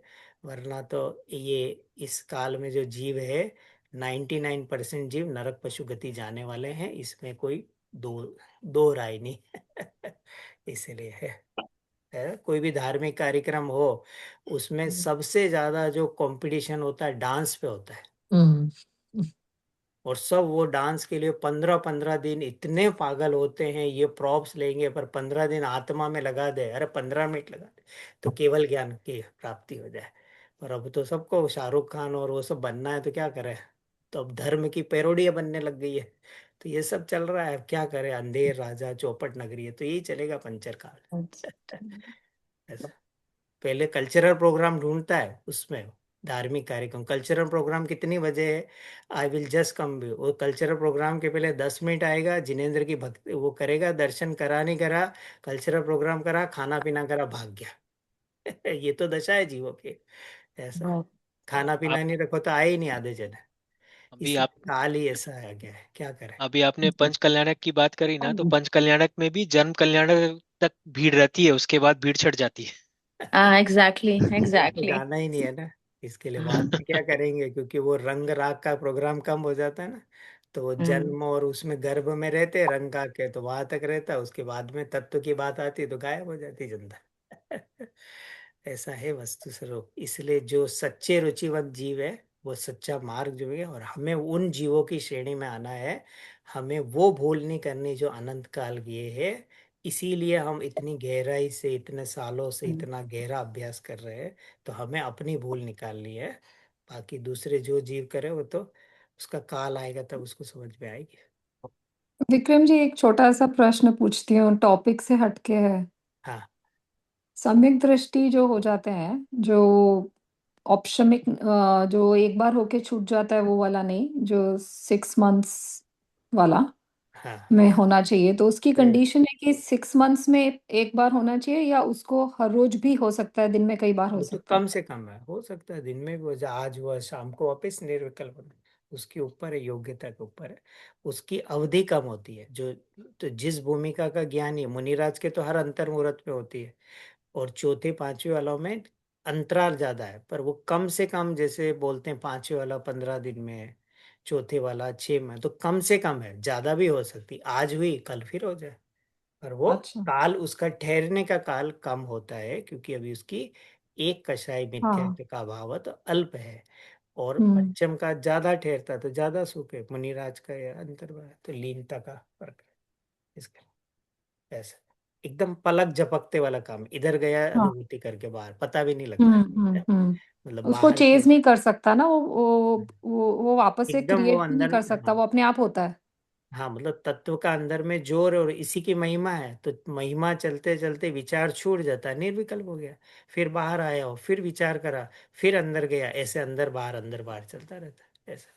तो नीचे की भूमिका में चूंकि अभी पाप और आदि कार्यों में भी लगा है, तो इसलिए वो ऐसी काल थोड़ा सा लंबा रहता है। चौथे पांचवें मुनिराज तो निवृत्त रहते हैं, तो छठे सातवें गुण स्थान में झूलते रहते हैं। इसलिए मुनिराज वन खंडादि में इसीलिए जाते हैं, एकांत में रहकर। संसार में रहते हैं संसारी, जंगल में रहते हैं वैरागी। अगर संसार में जंगल में अगर वैरागी आ जाए तो वो भी संसारी है, वैरागी नहीं है। नगरी और शहर का मोह नहीं छूटा है अभी। हम्म।